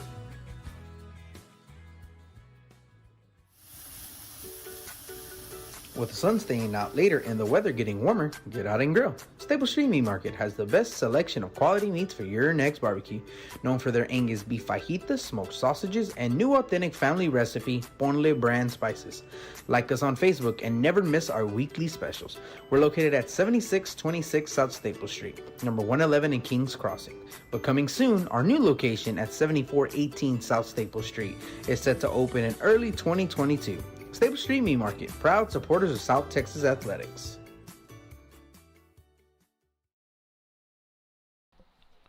Welcome back, Stable Street Meat Market broadcast booth. Jake Vasquez, Michael Silvas with the call for you tonight. We head to the bottom of the third inning. The Eagles with a 1-0 lead, and the Wildcats will send up top of the order Yannick, Lott, and Dowell. We were talking about that last inning, how important it was for Acuna to get the batter Talamantes. You don't get Talamantes, that very likely loaded him up for this young man, Walker Yannick, and he likes his home ballpark. I've seen him hit a couple out in left field already, and yeah, you definitely don't want him at the plate with any runners on base, because this young man can put himself in scoring position stepping in the box right here. So instead, they will face Yannick here in the bottom of the third to lead things off with a 1-0 lead. So Yannick 0 for 1 in the ball game, grounded out to the second baseman his first time up. So 0 for 1. Yannick's batting .414, and he's got 17 RBIs.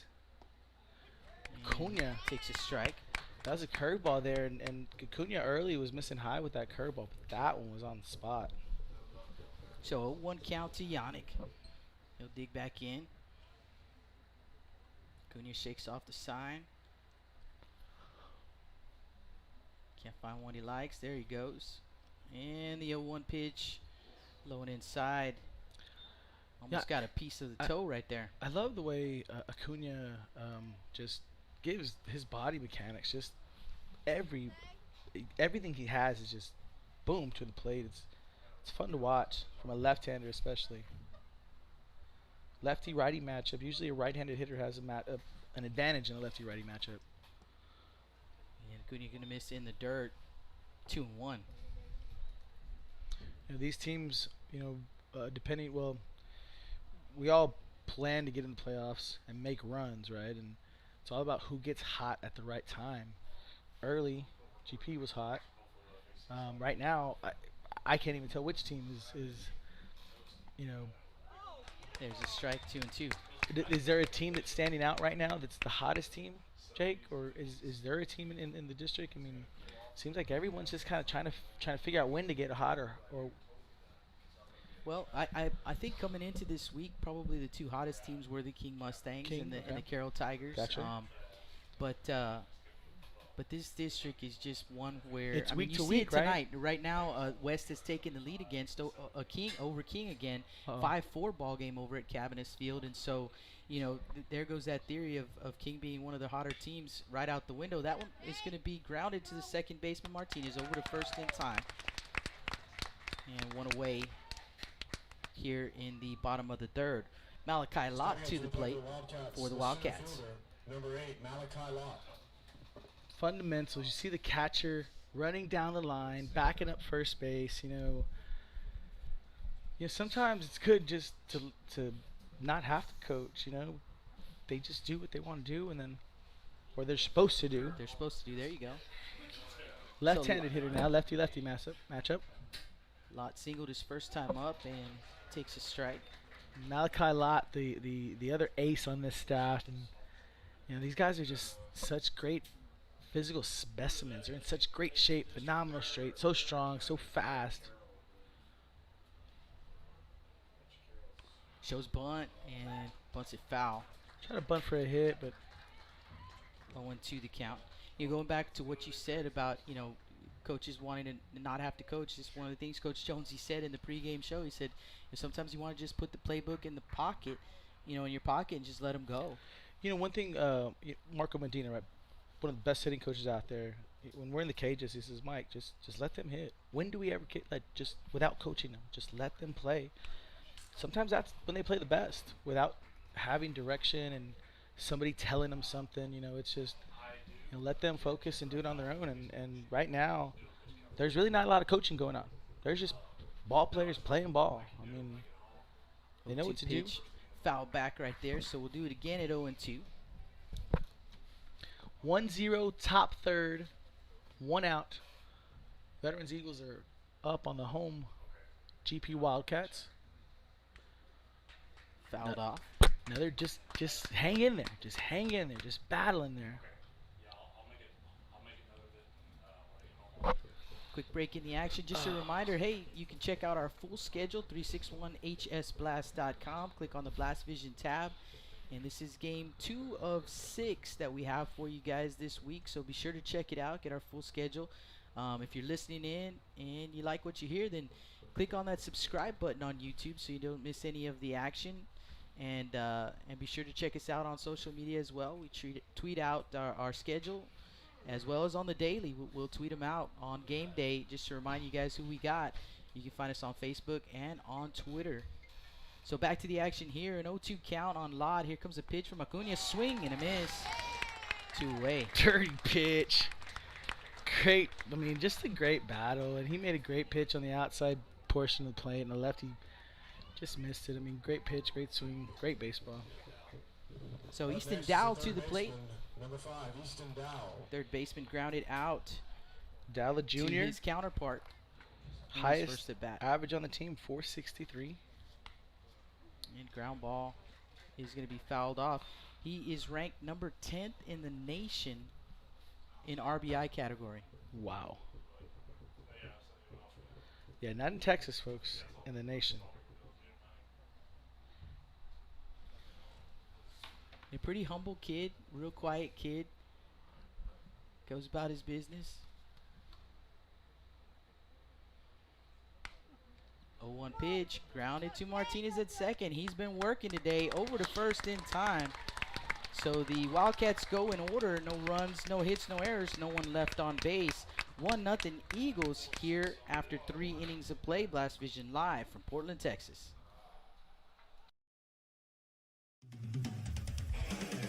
Rick Sines with Z-Bart of Corpus Christi is a proud supporter of South Texas athletics.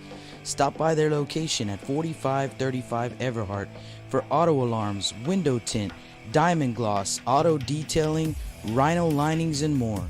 Call 361-985-9274 for more information or to make an appointment. Z-Bart, it's us or rust.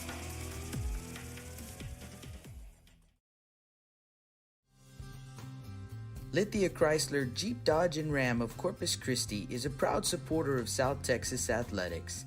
Come by and see us at 4313 South Staples in Autotown. We'd like to wish all of the local teams the best of luck this season from your friends at Lithia Chrysler Jeep Dodge and Ram.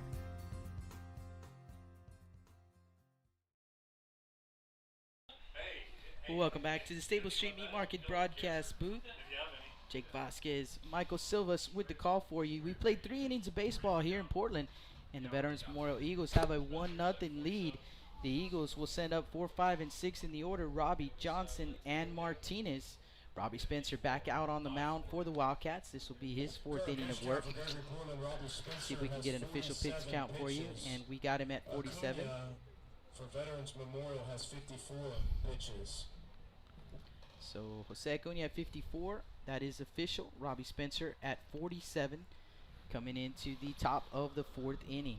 Again, 1-0. Eagles are up, and it was just a matter of we lead off walk that inning, execution, got a base hit. Very good baseball going on so far here in Portland, Texas. The leadoff walk, bunt him over to second, and then execution. You know, little things. The Beeville girls played in the state championship a couple years ago, and you know, there was a situation where we didn't lay a bunt down that, man, I thought could have been the difference in the game. But those small things, execution, are the difference between wins and losses a lot of times. Jake Robbie at the plate for the Eagles. Robbie is 0 for 1 in the ball game, grounded out to the left side. First pitch outside, ball 1. No, I'm sorry, called strike. Second pitch outside, misses, 1-1 now. Lefty righty matchup here. Spencer at 49 pitches. He's in a windup. Here's the 1-1. Low in the dirt. 2 balls, 1 strike. You know, I started working out in Port Aransas, so we're going to start doing a lot of the stuff I did in Beaver. We do a lot of tournaments in the off season, the fall, the summer. Now we get a chance to bring all those teams out to the island. They have great facilities out there. Coach Garrett and Coach Gibbs were 2 of the best coaches, great coaching staff out there. That 1-1 misses. That's a ball. I'm sorry, 3 balls, 1 strike, and hitters count. And with the hitters count, these hitters like to do damage. Let's see if we get a hack here. The left-handed swinging Robbie. 3-1 outside misses. Leadoff walk. Leadoff walks are dangerous. Now you have the top of the lineup coming back up. And this is Tanner Johnson, third baseman. I'm sorry. I'm at the wrong. Tanner Johnson. Johnson is 0 for 1, grounded out to the second baseman his first time, so looking for his first base hit of the ball game. Those have been hard to come by so far. For the Eagles, 2 base hits. For the Wildcats, just 1. It's got to be a sack here, right? Jaeger's got something going on. Jaeger's too much of a... He's way ahead of everybody mentally, so he's got something going on. Lefty hitter, righty matchup. First pitch looked on, called strike 1. So Jaeger's got some signs coming in now. I like a hit and run here, maybe a bunt and run. He bunt and ran in that last inning. We got 1 strike, short lead runner on first. Here's the 0-1 pitch. Swung on, base hit to the left side.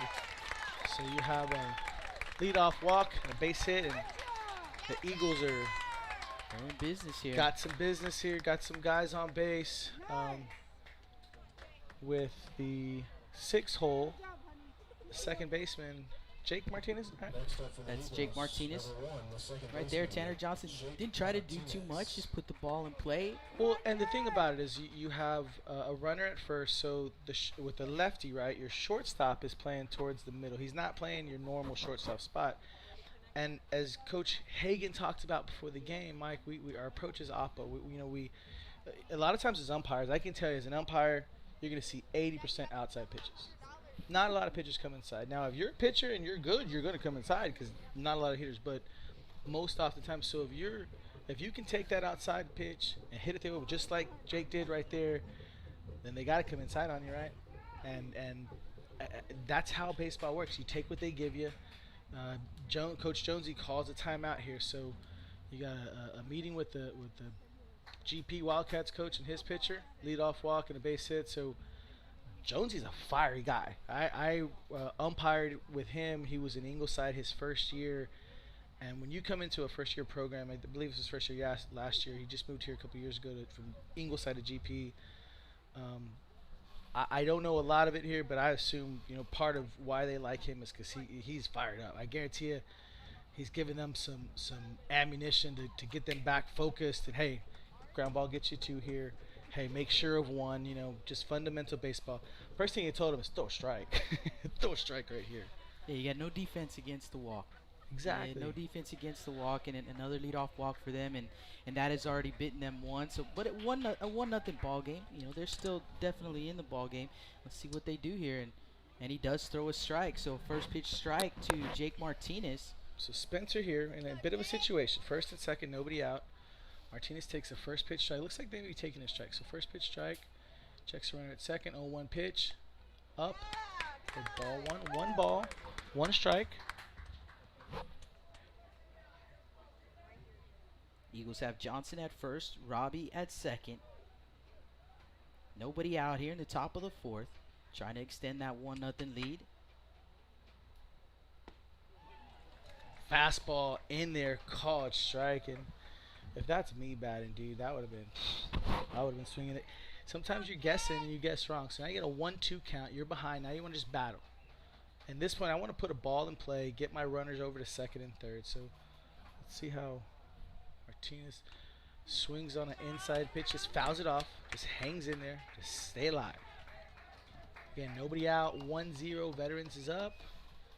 They've got some runners. Another thing that the fouling off these pitches is doing is these 2 teams are in a stretch where pitching is crucial. You said 6 games in 12 Yeah, days, right? six games in 12 days for the Eagles. I think that the Wildcats will get one break. They do have a bye somewhere in there, but still.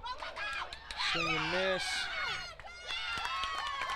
The runners advance. The batter's out because first base was occupied, but on the pass ball, he basically did like a sacrifice bunt. You got out, but the runners are over. So even with the strikeout, you did the job. I mean, the catcher. Well, the catcher helped you a little bit. You got an assist. But either way, baseball is baseball, right? It's not supposed to happen, but it happens. Now you have a situation with runner at second and third. All you got to do is put a ball in play. You got the big man, number 23, Guerrero, coming up. He had a great at-bat in his first at-bat, so his timing's good. Let's see if he can put one in play and get a runner in. Inside, up, ball 1. Man, I've only been back in the Corpus area for like a week and a half now, and it just feels good. I've seen my grandparents last week. With COVID last year, I didn't even get to see Grandma Rivera and Grandpa. I've seen them, got to stop by and visit. There's another high fastball swung on, so it's 1-1 now. The guys in the booth were talking about they got to see some family, and that's the first time. So, it just feels like we're back home again a little bit. We're trying. We're trying to get there, right? Hey, last year when they took baseball away from me, all I could do was fish, and we're now much I fish closer than we were. There's a 1-1 called strike on the outside, so 1 ball, 2 strikes. I mean, but what can you do? Hey, you find ways to stay occupied. So here we go, 1-2 count. Spencer in a stretch. Here's the pitch. Swung on, popped up towards us. It's going to be out of play.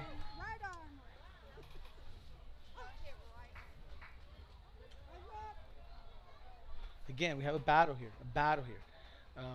I can tell you that Michael Cantu's with some of our kids in the summer and the fall, right? And he's like, just battle. When you have 2 strikes, just don't get out. Don't get out. Don't get out. We're just thinking, don't get out. Don't get out. Don't get out. So this is the mindset of Guerrero here. Runners on second and third. All we need is a ground ball. Ground ball to the right side. Sacrifice fly, and we get a run here. So there's a 1-2. Ooh, great curveball. Strike 3 got him looking. That's when you're the umpire and you give him that chainsaw hammer action, boom, because it was just a great pitch. And I mean that's just frozen. Just frozen. I hadn't seen that pitch yet. That was or he didn't throw it in that spot yet. That was. So 2 down here in the top of the 4th. Second and third for the Eagles. Nick Reyes to the plate. Sometimes these guys are better with guys in scoring position. These pitchers really bear down with guys in scoring position. Yeah, we've definitely seen that this year from several pitchers. Outside fastball, called strike 1. Saw Nick Reyes with a great at-bat earlier. He worked a walk. See what he does here in a big spot.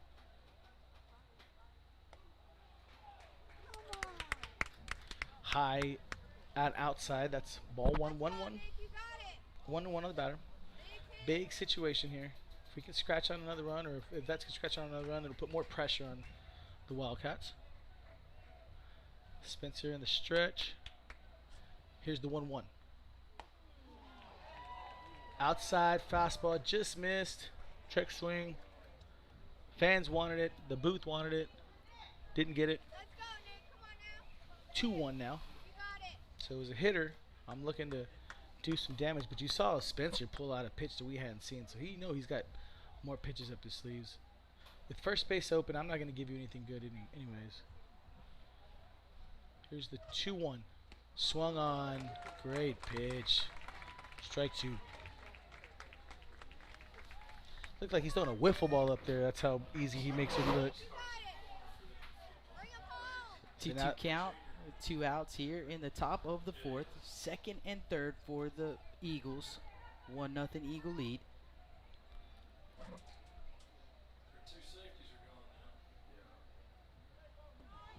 There's a pitch, just missed.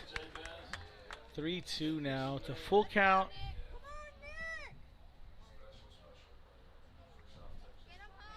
Spencer at 69 pitches. What's the max? 110? 110. So he's got 40 pitches left. 3-2. He's in the stretch. Here's the pitch. Swung on. Slow roller to second. Easy play to first. Out number 3. After 3.5 complete innings, the Veterans Memorial Eagles are leading 1-0. When we come back, we'll see the Gregory-Portland Wildcats bat. This is Blast Vision, live from Portland, Texas.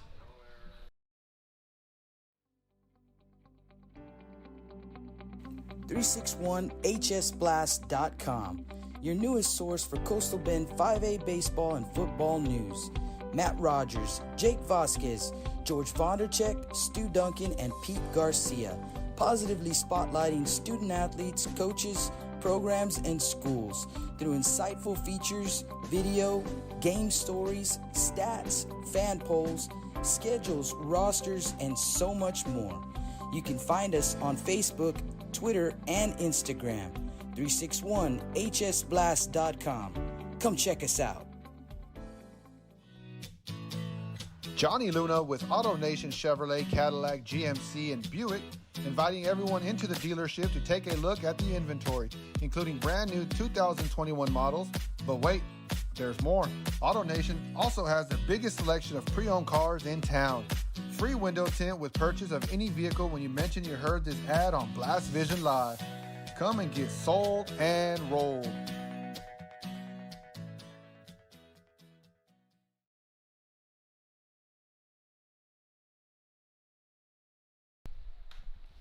Welcome back to the Stable Street Meat Market broadcast booth. Here we go.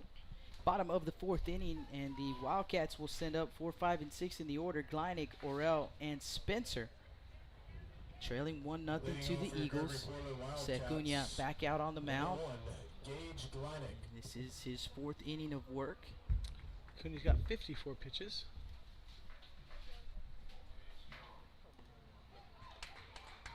Called strike on the outside corner.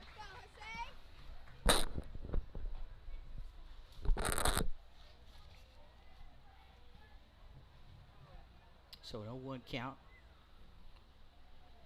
on Gage Gleinig, the second baseman. Here comes the 0-1 pitch, and it's going to be fouled off. This is the reason a lot of people don't like baseball, because it's boring, right? There's no action, it's and this is why baseball lovers love baseball, because it's the cleanest form. They're executing, throwing strikes.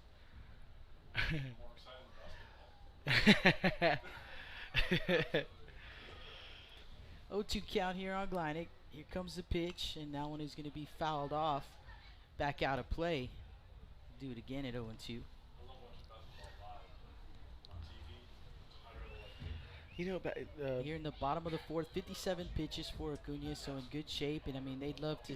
Acuna's just cruising, man. Like, he had a couple innings where he had situations with.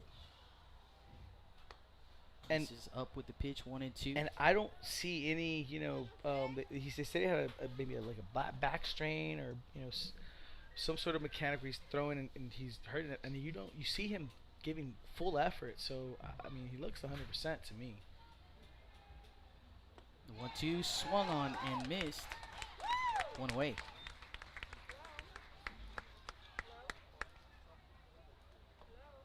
Just makes it look easy. The first baseman, number 2, Kobe Orell. Kobe Orell to the plate. Kobe 0 for 1 with a ground out in his first at bat.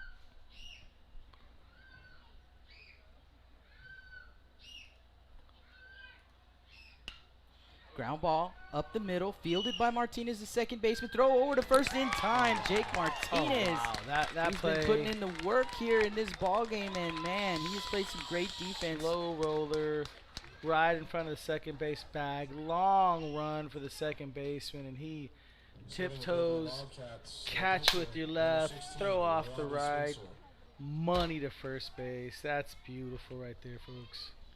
2 down. Doesn't get Robbie better than Spencer that. to the plate. That takes, you have to do that rep hundreds of times in order to get to make it look that easy right there. That is just beautiful baseball. Swing and a miss by Spencer, an 0-1 count.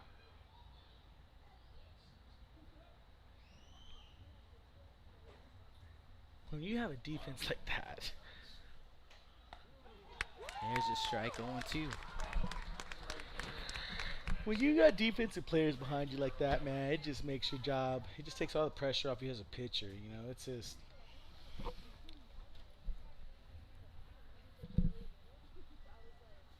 So way ahead of Spencer here is Acuna from the windup. Swing and a miss. He retires the Wildcats in order once again here in the bottom of the fourth. No runs, no hits, no errors, no one left on base. After 4 innings of play, 1-0 Eagles, and they will come to bat when we come back. Blast Vision live from Portland, Texas.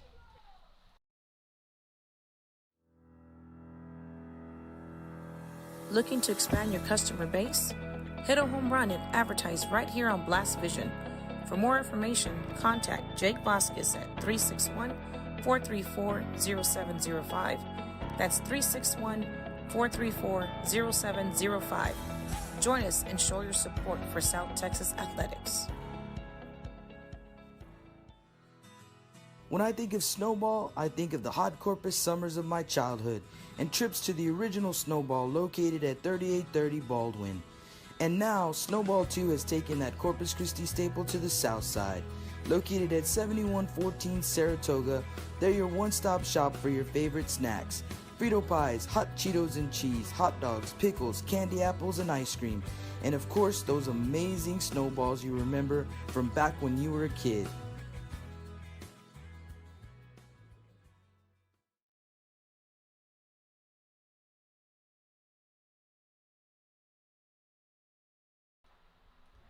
Welcome back. Stable Street Meat Market broadcast booth, and here we go. Top of the fifth, 1-0 Eagles. They'll send up 9-1 and 2 in the order. Center fit, Bettis and Pena. We've still got Spencer on the mound, and he's right at pitch count. Right at 79 pitches. 70 pitches there. So, and I think Acuna was right at 63. So these guys are both right where they want to be to go the whole distance. But when you get to the last 20, 30 pitches that you have, that's when you really find out who's got the stamina and who's gonna be able to pull this out. So here's the first pitch. Misses. Ball 1. This is center fit. Yeah, Carter center fit at the plate. Center fielder. He's a right-handed hitter, right-handed pitcher. Sack bunt, his first time up, so no official at bat. 1-0 pitch is high for ball 2. This is the top of the fifth. Still 1-0 Veterans. 2-0 pitch inside, missed for 3-0. That's 3-0 now. I was telling Jake how fun it is to be back home. I get to take my friends to places like Boat Net. Yeah, Jake knows all about that. Hi-ho. 3-0 pitch misses. 4-pitch leadoff walk, and that's dangerous. Took one of my buddies to Hi-ho, and he's like, Mike, how do you know all these places, man? I'm like, dude. This is my this is my home, man. One of our sponsors, the Snowball, right over there by the Hi-Ho dude, as well. Snowball. I remember Snowball. Oh, dude. We need a snowball right now. Oh man, that commercial gets me every time. Back to the top of the order, Xavier Bettis at the plate. Bettis 2 for 2 in the ball game. Drove in the only run. First in his pitch. Last at bat. First pitch strike. You got to run it first. So Spencer's in the stretch. Nobody out. Again, 1-0. Veterans scratched out a run in the third inning, and it's been zeros all over the board. Other than that, so here's the 1-1 pitch. 0-1 pitch. Misses. Ball 1. 1 ball, 1 strike.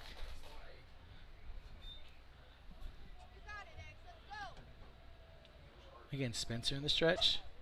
Righty-righty matchup. Good lead at first. Orel holding the runner center fit in. Runner throws to first. Save. He gets back in there safely.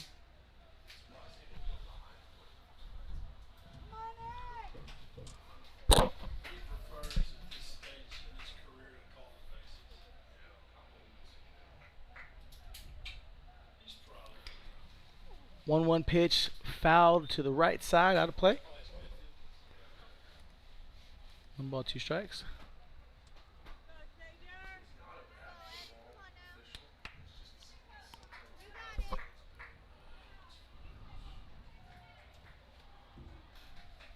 Here's the 1-2. Swung on. Line drive to left field, right in front of the left fielder. Base hit, so a leadoff walk and then a single. So Carter thinking about it right there. What was he going to do? And lets the ball drop right in front of him and you know, going to keep the runners. It was an in-betweener. Yeah. You know, you either smother it or you make a dive, but he kept it in front, right? So you keep the runners at first and second. That's baseball. I mean, it was just a perfectly placed ball. So now you got runners on first and over at second. first base, 3 for 3 in the ball game. So first and second, still nobody out, and the danger is Dalen Pena at the plate. And Coach Jonesy looks like he's going to call a timeout. So what are we? What are you doing if you're Yeager here? You've probably seen him more than I have. Is he gonna get him over with the bunt, or is he gonna let this guy hit? That's your senior, man. That's your guy. I don't think you want to So take hit, the right? bat out of his hands Gotcha. right there. And he's 0 for 2 in the ball game. So that means he's due. He's got a fly ball into center field and one that he drove Malachi Lott all the way to the warning track. And then that pop-up over in foul territory where he turned him loose on a 3-0 count. And the senior, you know, he missed it right there. And but you trust your senior in situational hitting, right? And he's been the guy for them, man. He's been the guy, and I think you do. Well, and you know, well, and even if he is the guy, right? Situational hitting, we got to get these guys running. We can do it with the bunt, right? Or hey, he's smart enough to understand. Hey, we're gonna stay out of a double play here. Get the ball out of the infield or get it to the right side here. That's what you have to execute. So, being a senior, being the man, you're two-hole hitter, right? And this young man right here, you know, baseball savvy. I mean, he might look at the defense, see how they're playing him, and decide to get the bunt down himself. You know, the game now, push bunts. You're not just bunting for the sacrifice. Right. You're bunting for a push bunt hit. I mean, the game is a lot different. There's a first away, man, and he was trying to. He was trying to do damage that first Absolutely. pitch. He's trying to do 0-1 damage. count. You're trying to do damage on an 0-0 count, on a 1-0, 2-0 hitters count, but he was trying to do damage there. So Spencer in the windup, first and second, nobody out. 1-0 Vets lead. Here's the pitch. Swung on, pop up to the shortstop. Should be caught. It is 1 out. Now you've got Acuna, the pitcher. Left-handed hitting. And Acuna Jose can swing it. I mean, the kid is just, the man is just pure baseball. I mean, you see him on the mound with a swagger and walks up to the plate with swagger, like, dude, this is my ball, my mound, and this is Portland. Here's the first pitch to Acuna, runner going, swung on, base hit to the right side. Runner will score from second. Runner will go first to third, and Yeager double steal, first pitch, aggressive hitting. Got the hit and run going on right there, and the second baseman and the first baseman just parted, and Acuna hits it right into that hole. I mean, he had speed on the bases with center field over there at second base. So, well, you're not going to throw both of them out, right? And if you put the ball in play, you get them over. And if for some reason there's a big hole, then, I mean, it's just execution, just knowing your hitters, knowing the base runners. That's just great work by the veterans Eagles. So now you got first and third situation with nobody out. Jake Robbie at the plate. First pitch to Robbie misses outside high, ball 1. Speaking of high, I want to say hi to my nephews Joshua, little Matt, and my baby girl Mason. There's a throw over to first. Got a courtesy run over there for the pitcher. That's going to be number 12. Steph, Brandon, Nicole, Matthew. Moya. There's a next pitch outside for ball 2. You know, you got a hitter's count again. 2-0. Number 4 hitter, Robbie, looking to do damage here. Let's see what kind of swing you have. First and third here. Here's the pitch. Outside ball. And we have a delayed still there, right? So in that situation, kind of catcher kind of falls asleep, right? Oh, he's not seeing that he steals late, and now the double plays out of the question. So second and third now. 3-0, swinging, popped up, and that is foul. Out of play. Again, top 5. It's 2-0 Eagles. 5 hits for the Eagles, 1 for the Wildcats. 3-1 pitch. Swung on, popped up left side. Third baseman chasing with the great footwork. Out to the fence, and it's just foul. Yeah, Dow just running out of room over there. I mean, he's there. I mean, that's just great athleticism. Full count here on Jake Robbie. Bet is at third. Spencer's at And 86 Moya at pitches second. now. Here's the 3-2. Swung on. Deep drive to left field. Left fielder going into foul territory. And he slides and just misses that play. What a job by Talamantes right there. The right fielder went a long way, and sliding effort right there, just can't get to it. When he hit that, it was really high, but the wind here is blowing left to right. Right to left. From what we can see, yeah. And just killed that ball. He hit it right to the wind. He just killed it, you know. So here we are, 3-2. Still 1 out, second and third. Here's the pitch. Swung on. Strike 3. Ball in the dirt, so they tagged the runner. So great pitch by Spencer there to get the out. And the work by the catcher. I mean, you got to block it. You got to keep it in front.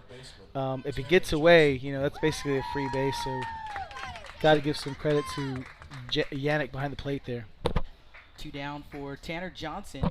Johnson 1 for 2 in the ball game. There's the strike.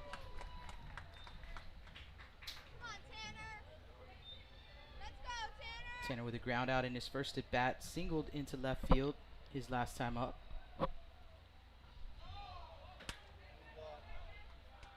Another good job by Yannick right there on that pitch in the dirt from Spencer. You gotta appreciate catches at work back there, man. Saving a run right there, perhaps. Those guys are the toughest guys in the locker room, toughest guys on campus, man. I mean, they're just that's work back there. If you want to be a baseball player, if you can be a catcher, you can play any other position on the field. I mean, the catcher is just that's toughest out there. Here's a 1-1 pitch. There's a line drive to left field, right to the left fielder for out number 3. So Talamantes will squeeze it, and that'll do it here in the top of the 5th. But for the Eagles, 1 run on 2 hits. There were no errors. 2 men left on. And after, see, we are in the bottom of the 5th. After 4.5, it's a 2-0 Eagle lead. Blast Vision Live. Hey, Brandy. From Portland, Texas.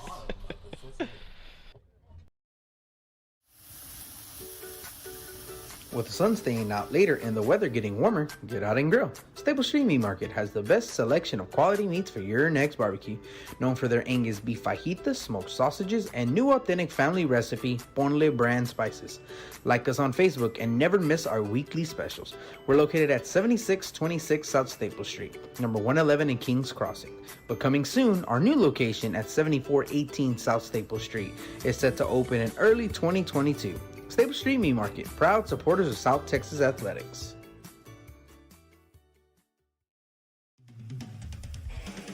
Rick Sines with Z-Bart of Corpus Christi is a proud supporter of South Texas athletics.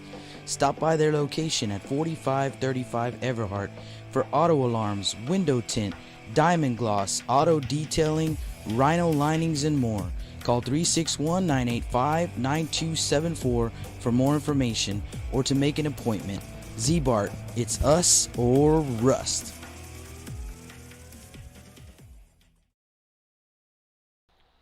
Welcome back, Stable Street Meat Market broadcast booth. Jake Vasquez, Michael Silvas, and we are in the bottom of the 5th inning, a 2-0 Eagle lead, but the Wildcats coming to the plate. They'll send up 7, 8, 9 in the order. Gonzalez, King, and Talamantes. It's going to be the designated hitter, Daniel Gonzalez, who will lead things off for the Wildcats. Gonzalez, no official at bat. He was hit by a pitch his first time up. And he hits for the left fielder, A.J. Carter. So Acuna back out on the mound. 63 pitches for the young man here in the bottom of the fifth. And here comes number 64. It's going to miss for just ball missed one. on the outside. Acuna seems like he's gotten stronger, because we've gotten both pitchers actually seem like they've gotten stronger a little late on this game. From the windup 1-0 pitch, here it comes, and there's a strike, leaving up the count at 1-1. He's got like wicked thrust when he throws. I mean, it's just it's so compact, the mechanics. It just if you were a left-handed pitcher, you got to watch Jose Acuna throw. This man. 1-1 in the dirt, 2-1. Let's check the chat here. I know we've got some people hitting us up on the chat. Michael Hoyt checking in. Rudy Trevino, our good buddy Rudy Trevino. Rudy will be back in town next week, I believe it is. My buddy Justin Perales checking in on the chat. Swing and a miss on that 2-1 pitch. So the count will even up at 2-2. Lefty-lefty matchup here. If you're GP, we got to get a base runner on. Got to get a base runner, guys. Got to get somebody on. Got to get something going.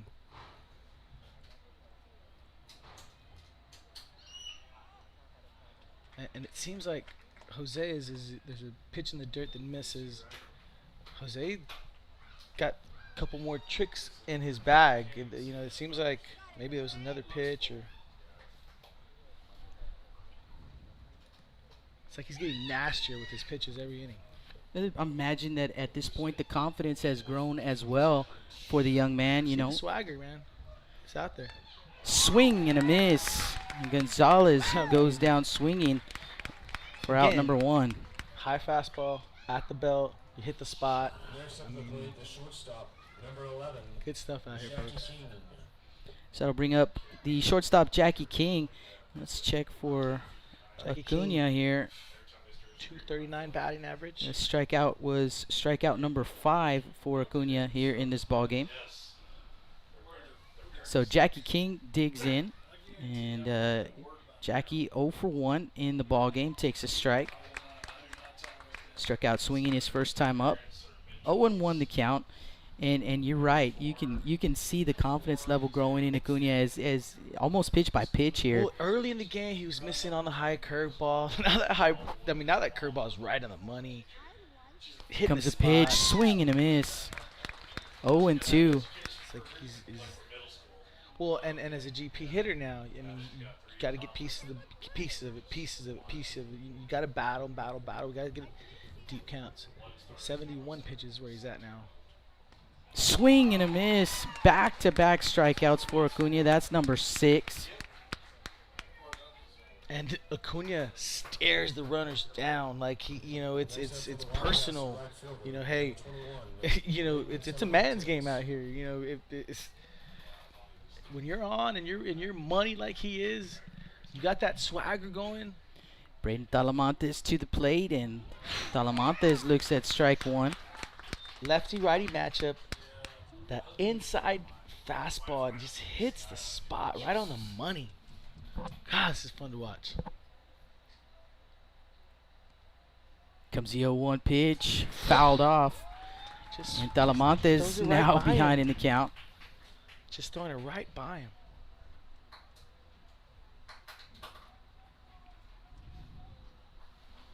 Got to battle here. Got to battle.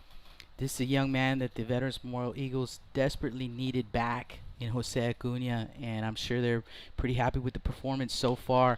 Gets him to pop that one up. Left side of the infield. Coming over is Johnson, and he'll squeeze it in foul territory. So once again, retiring the Wildcats in order. No runs, no hits, no errors, no one left on base.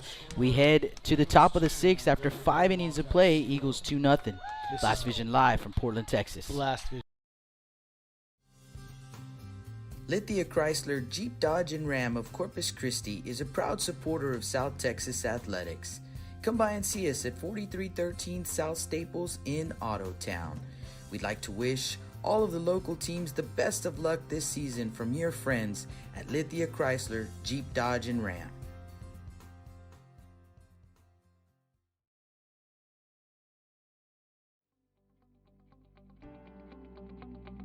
361hsblast.com, your newest source for Coastal Bend 5A baseball and football news.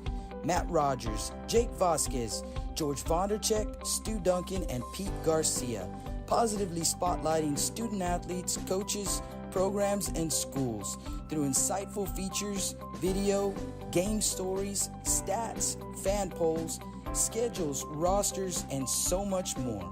You can find us on Facebook, Twitter, and Instagram. 361hsblast.com. Come check us out.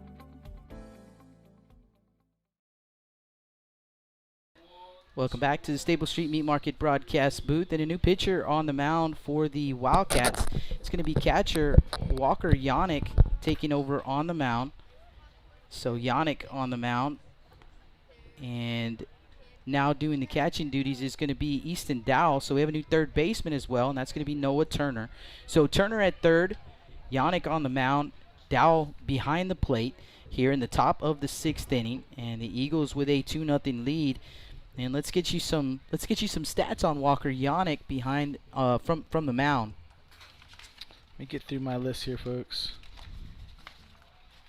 Yannick wearing number 4, senior right-hander. Oh, here we go. Yannick has a .68 ERA, and that's pretty much it. 3 saves. Yeah. Comes in. He's a late guy. Yeah, in 8 the appearances. Closer guy. So short relief type guy. That's kind of been the formula for them. He's got 10 and a third innings pitched. He's only allowed 1 run. It was an earned run on 2 hits. He has 3 walks and 18 strikeouts. And that's kind of, like I said, that's been the formula for them. Yannick coming in late, and he'll face 6, 7, 8. First batter, Jake Martinez, and he grounds one over to the shortstop, King, and King with the throw, a 1-hop to Orel at first, and 1 away. It was to the backhand hole side. He fielded it cleanly. That's the key. Field it cleanly, get it out of the glove.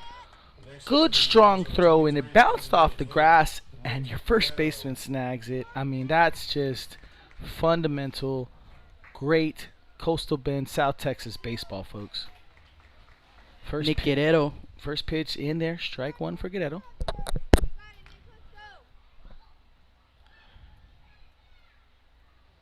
Kind of a herky-jerky wind-up from Yannick.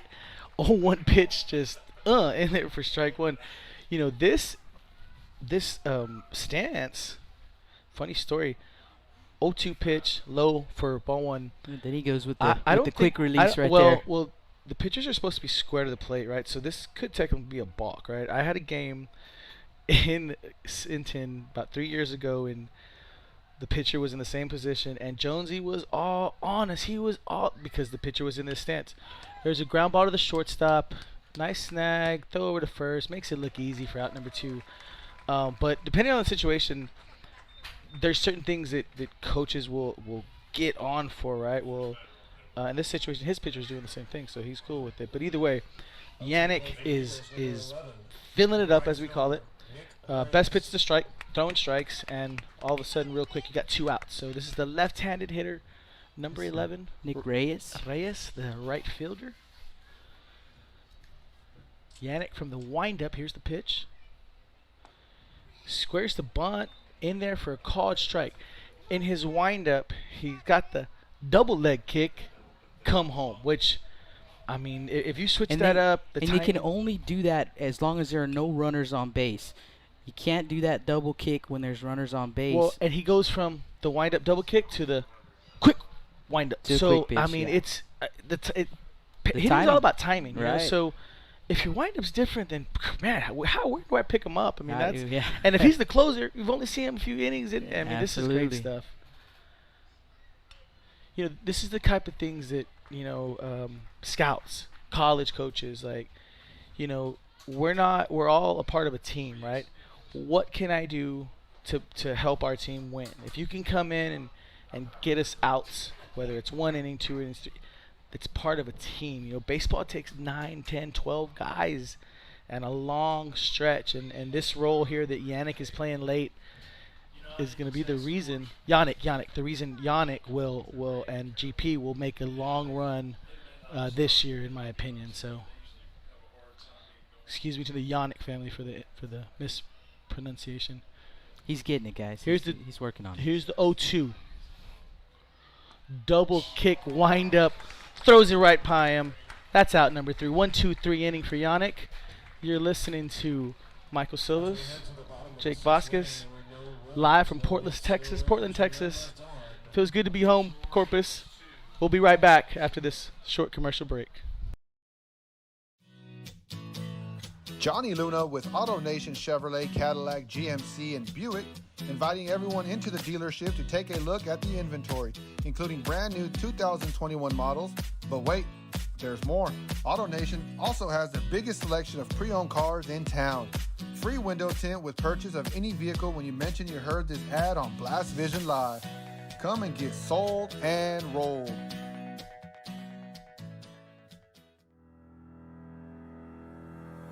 Looking to expand your customer base?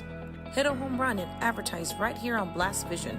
For more information, contact Jake Vasquez at 361-434-0705. That's 361-434-0705. Join us and show your support for South Texas athletics. Welcome back, Stable Street Meat Market broadcast booth, and we are headed to the bottom of the 6th inning. Eagles with a 2-0 lead. Wildcats coming to bat. Top of the order, Yannick, Lott, and Dowell. That's how they'll send them up. Jose Acuna still on the mound with that swagger. He's got 75 pitches. Facing 1, 2, 3. So, like I said, with they're going to turn to this guy here in the home stretch. And they're going to need him. They're going to need to rely on him, and got to be happy with the work that he has put in so far. And like you and I mentioned several times, just kind of looking like he's getting stronger as the game goes on. He's got the top of the order once again. This is the 3rd time they'll see him. So Yannick, first pitch swinging, ground ball left side, fielded by Robbie. Strong throw over to first, and the scoop is a nice scoop over there by Peña. But Yannick, with the speed, will beat it out. So an infield single for Yannick, first man on for the Wildcats. And now, here we are. It's baseball, right? So, you're 1 pitch away from a tie game, right? It's 2-0. Got a runner on, right? So, you're back in the game. I mean, that's the great thing about baseball. You're cruising, your pitcher's cruising, all of a sudden lead off infield single, and here we are. Yes, and the tying man to the plate, and that is Malachi Lott. And the first pitch to Lott is taken for strike 1. Malachi is 1 for 2 in the ball game. Singled his first time up. It was an infield single as well. Lefty-lefty matchup here. That just missed on the outside. Just missed, though. And Acuna's got a really subtle, but good delivery where the runner holds enough at first, and the Wildcats they like to run, but you're right, he's got that move right there, and they so far have pretty much stayed put. Not a lot of base runners, but they've stayed put, and that pitch is going to miss. 2-1 to count. All balanced baseball teams are great base runners. The Astros, the Dodgers, all the great teams are great base runners. That's part of baseball. Swing and foul tipped. 2-2. And Yannick was swinging for Chili's right there. He's trying to put a ball over the school. I mean, yeah, Mr. Malachi Lott. I mean, it's a one swing and it's a tie ball game. So absolutely 2, 3, 4 holes. Hey, that's their job. Let's drive something here. 2-2 pitch on the way, and Cunha misses outside, and Yannick off the base, but he's going to dive back in safely under the tag of Peña over at first base. So kind of wandering around out there. Kind of a base running blunder, but it didn't really hurt him because he was able to get back. The full count right here on Lott. AG hesitated a little bit to get him thrown back, but nobody's hurt. He's back at first, so full count here. So Acuna, and the throw is going to be made to first base. Kind of the B move right there. Not his A move. And, for those listeners out there that don't know what the B move is, you have different moves to first base. You're not going to give him your A move, your best move. Give him the B move, the C move, the D move, and then bring out the A move. So another 3-2 count here. A 3-2 pitch here. Strike 3 called. 1 away. And, you know, I'm not here to call balls and strikes, but you got to give some credit to AG, the catcher back there, because the ball in the outside corner, and when you have hands and you can grab pitches, that gives you an advantage.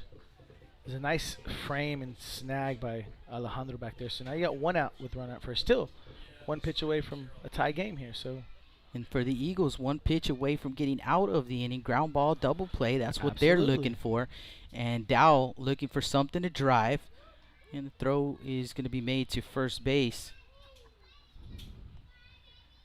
So they've got a guy, for the Wildcats, they've got a guy over at first base who can really run. So Dow want to put the ball in play here. I'll tell you what, one of the toughest calls in baseball, right? You get the lefty, right? It's a 45-degree angle, but you only got 2 umpires, right? So you don't have an umpire at first that can really see that angle, and that's borderline balk.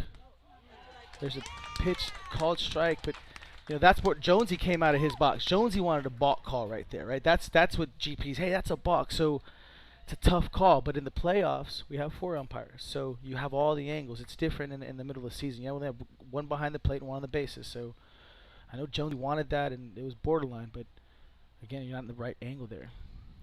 0-1 pitch, and there's a strike. 0-2. So way ahead of Dow here. And again, Acuna still, you know. Yeah, the effort from the young man has been nothing short of great tonight for the Eagles. 0-2 pitch. Foul back. Just gets a piece of it. Well, and when you foul it straight back, that means your timing's on it. So the GP hitters, I mean, like I said, you know, we got the tie run is at the plate. You This know, is their 3rd time around seeing Acuna. the great thing about baseball, you know, sometimes in basketball you can run the clock out, right? Football, you run the clock out, right? In baseball, you still got to put it over the plate. You That's still right. got to throw a strike. So we still got a chance, folks. I mean, that's the great thing. That's why it's America's pastime. That's why it's the greatest game on earth. 0-2 pitch foul straight back, and Dow staying alive here. You know, we have a fence and a window in front of us, and I'm still ducking in this booth with those balls. No flinching. No flinching allowed. Oh, I got hands, bro. I got hands. I would have protected you. So 0-2 count on Easton Dow. I grew up on 10th Street, Jake, before I moved. Easton is 0 for 2 in the ball game. A couple of ground outs. You don't know anything about 10th Street, do you, Jake? 0-2 pitch. Here it comes. And he's going to miss up. 1-2. That's probably one of the first pitches that he missed. But, you know, with the 0-2, you're looking for somebody to chase. You throw that high heat, and got away. Again, 1 out. It's 2-0. The Eagles are up here, the bottom of the 6th inning. But, again, 1 runner on base means one Tying swing run at the and plate. One swing, and we're tied. And there's the swing. Out to left field, but not deep enough. Perez is there. He'll make the grab 2 away. Looked like it jammed him a little bit, but again, let's tie the game swing. You know, you have runner out first, my 2-3-4 hole, and hey guys, get in there and tie it. I mean, this is a situation that.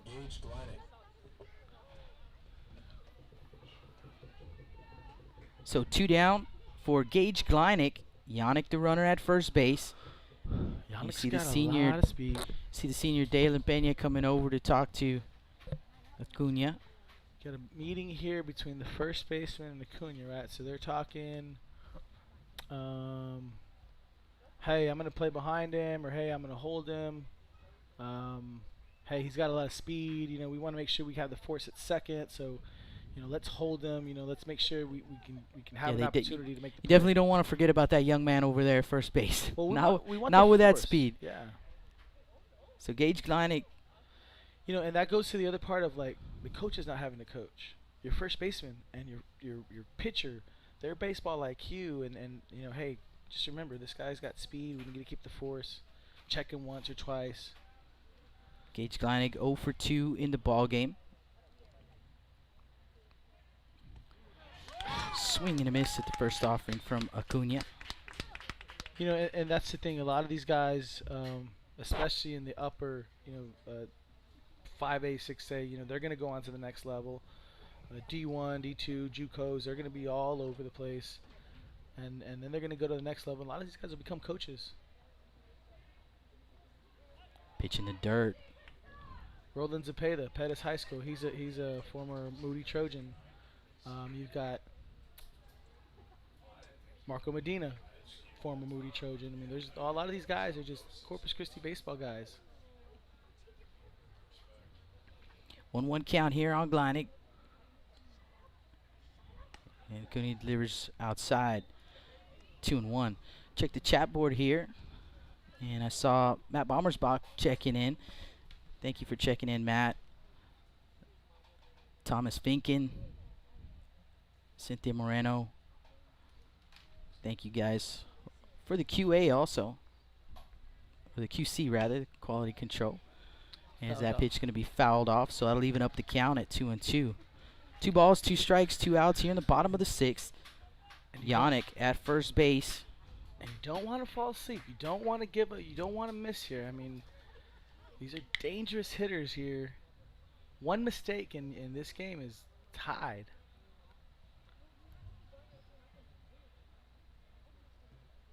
There goes Yannick. 2-2 pitch, swung on and missed.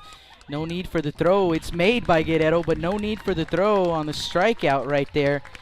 So no runs on 1 hit. There were no errors. 1 man left on. And after 6 innings of play, 2-0 Eagles. And the Eagles will send up 9-1-2 in the order when we come back. Blast Vision live from Portland, Texas. When I think of Snowball, I think of the hot Corpus summers of my childhood and trips to the original Snowball located at 3830 Baldwin. And now, Snowball 2 has taken that Corpus Christi staple to the south side. Located at 7114 Saratoga, they're your one-stop shop for your favorite snacks. Frito pies, hot Cheetos and cheese, hot dogs, pickles, candy apples, and ice cream. And of course, those amazing snowballs you remember from back when you were a kid.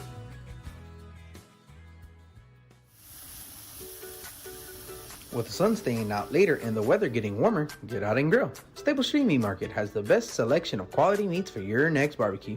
Known for their Angus beef fajitas, smoked sausages, and new authentic family recipe, Ponle brand spices.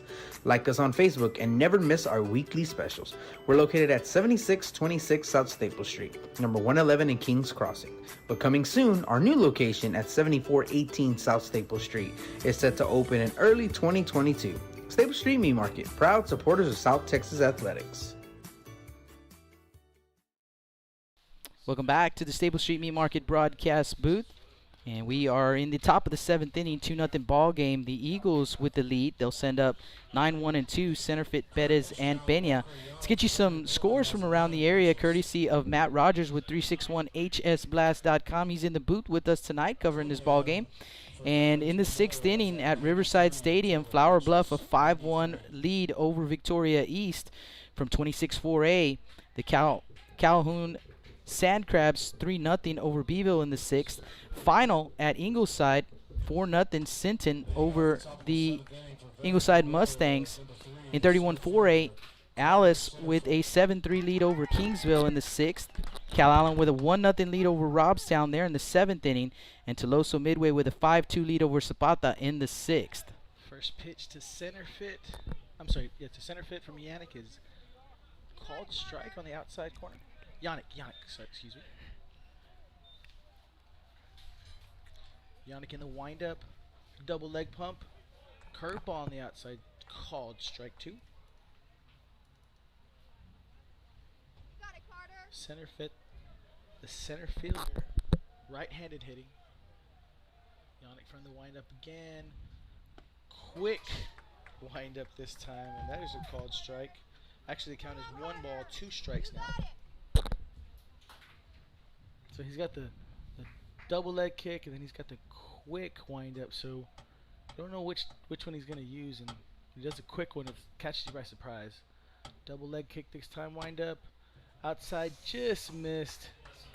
Look like Jared Castillo wanted. That's the legend back there, Jared Castillo. He's one of the big game umpires Corpus Christi uses, and it looked like he wanted to call that. But here's the 2-2 now.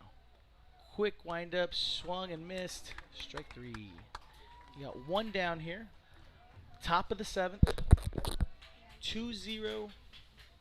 Some of the best baseball you'll ever see, folks. Back to the top of the Eagle lineup. Xavier Bettis to the plate. The young man is just 3 for 3 on the day, that's all. 3 singles, all to the left side.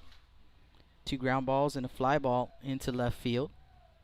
Yannick with the one leg kick this time. Inside pitch, called strike 1.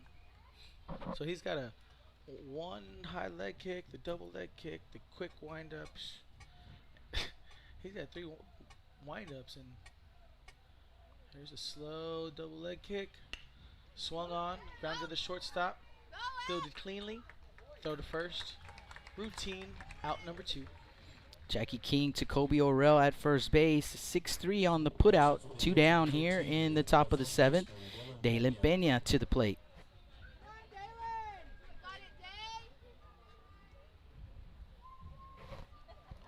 Pena, the 2-hole hitter. Analytically, the 2-hole modern baseball is what used to be the 3-hole. You used to put the 3-hole.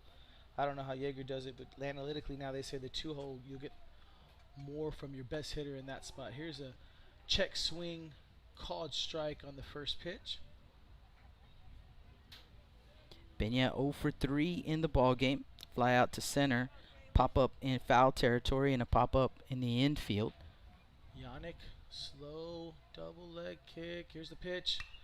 Swung on, high pop up to center field. Center fielder, left fielder under it. Caught. Yeah, Out. Carter, the left fielder right there. He does make the grab. So the Eagles go quietly. No runs, no hits, no errors. Nobody left on base. And we head to the bottom of the 7th inning. 2-0 Eagles. Last chance for the Wildcats. And they will send up 5, 6, 7 in the order. Orell, Spencer, and Gonzalez when we come back. Blast Vision Live from Portland, Texas. Rick Sines with Z-Bart of Corpus Christi is a proud supporter of South Texas athletics. Stop by their location at 4535 Everhart for auto alarms, window tint, diamond gloss, auto detailing, rhino linings, and more. Call 361-985-9274 for more information or to make an appointment. Z-Bart, it's us or rust.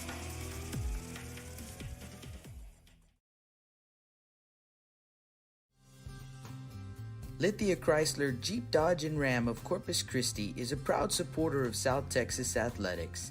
Come by and see us at 4313 South Staples in Ottotown.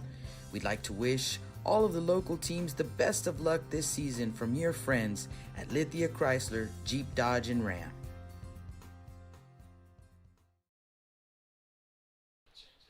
Welcome back. Stable Street Meat Market broadcast booth as we head to the bottom of the 7th inning. Jake Vasquez and Michael Silvas with the call for you guys. And Jose Acuna back out on the mound and looking for the young man to close this one out for them if he can. He's at 93 pitches, so he's going to have to be really efficient here. 110 the pitch count limit.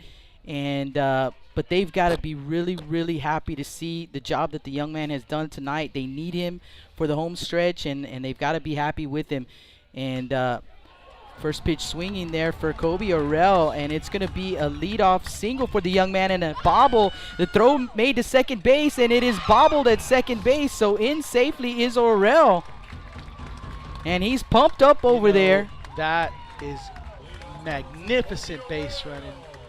You know, the one thing about base running is when you take the extra base like you just did right there, you know, that you don't have to get a runner over. Oh, you know what? They called him out. Or no, wait, I'm sorry. Oh, he's going to. He said. Let's see. They got a courtesy runner over there, pinch runner. I was like, what just happened? But when you can take the extra base like that, now you don't have to manufacture. Now you don't have to use a run.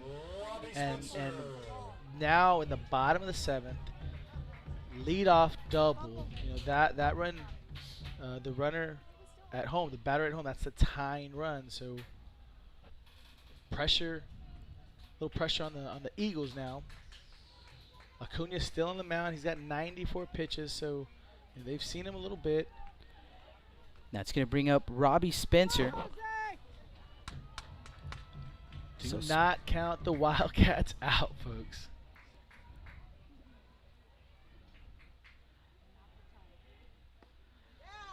Acuna delivers the pitch low. 1-0 the count. Spencer is 0 for 1 in the ball game. See what the young man has done.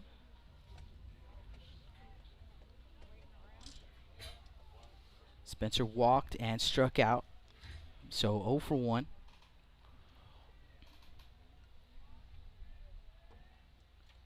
In the dirt, gets away from Guerrero. On to third base is the courtesy runner. Let's see what that number is on that young man. We just got a little note on Orel. He was this is his first year as on the varsity, and you know, I can tell you when you're in coaching, there's kids that as coaches we make mistakes on, and they surprise us over a season or a year. And Orel now at third base, swing and a miss.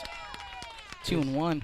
Orel seems like one of those guys is a surprise coming in, contributing to the team as a senior when he did last year. You actually said it. That is exactly what Coach Jonesy told me about him. One of the surprises that he had was that young man right there. They were looking for a first baseman. Swing and a miss. Well, and sometimes, sometimes getting cut, that's the best thing that happens to people, because there's people that get cut and they quit, right? And there's guys that get cut and they really go to work. Coach Barley and I at Coastal Bend College are best of friends, right? He says, Michael, man, this kid, I told him he wasn't going to make it. He'll never make it. And all of a sudden, he just surprised everybody. And that's what happens, guys. You just keep putting the work in. And swing and a miss. And Acuna showing the toughness right there. Oh, man. Big strikeout. If I was in a street fight, I'd take Acuna with me, dude. That dude just looks like a brawler up there, man. Like, he looks like he's in a street fight. I mean, it's just fun to watch. I mean, Daniel Gonzalez to the plate here. He's 0 for 1, hit by a pitch and struck out swinging. And again, a big spot right here. The Wildcats, every at bat,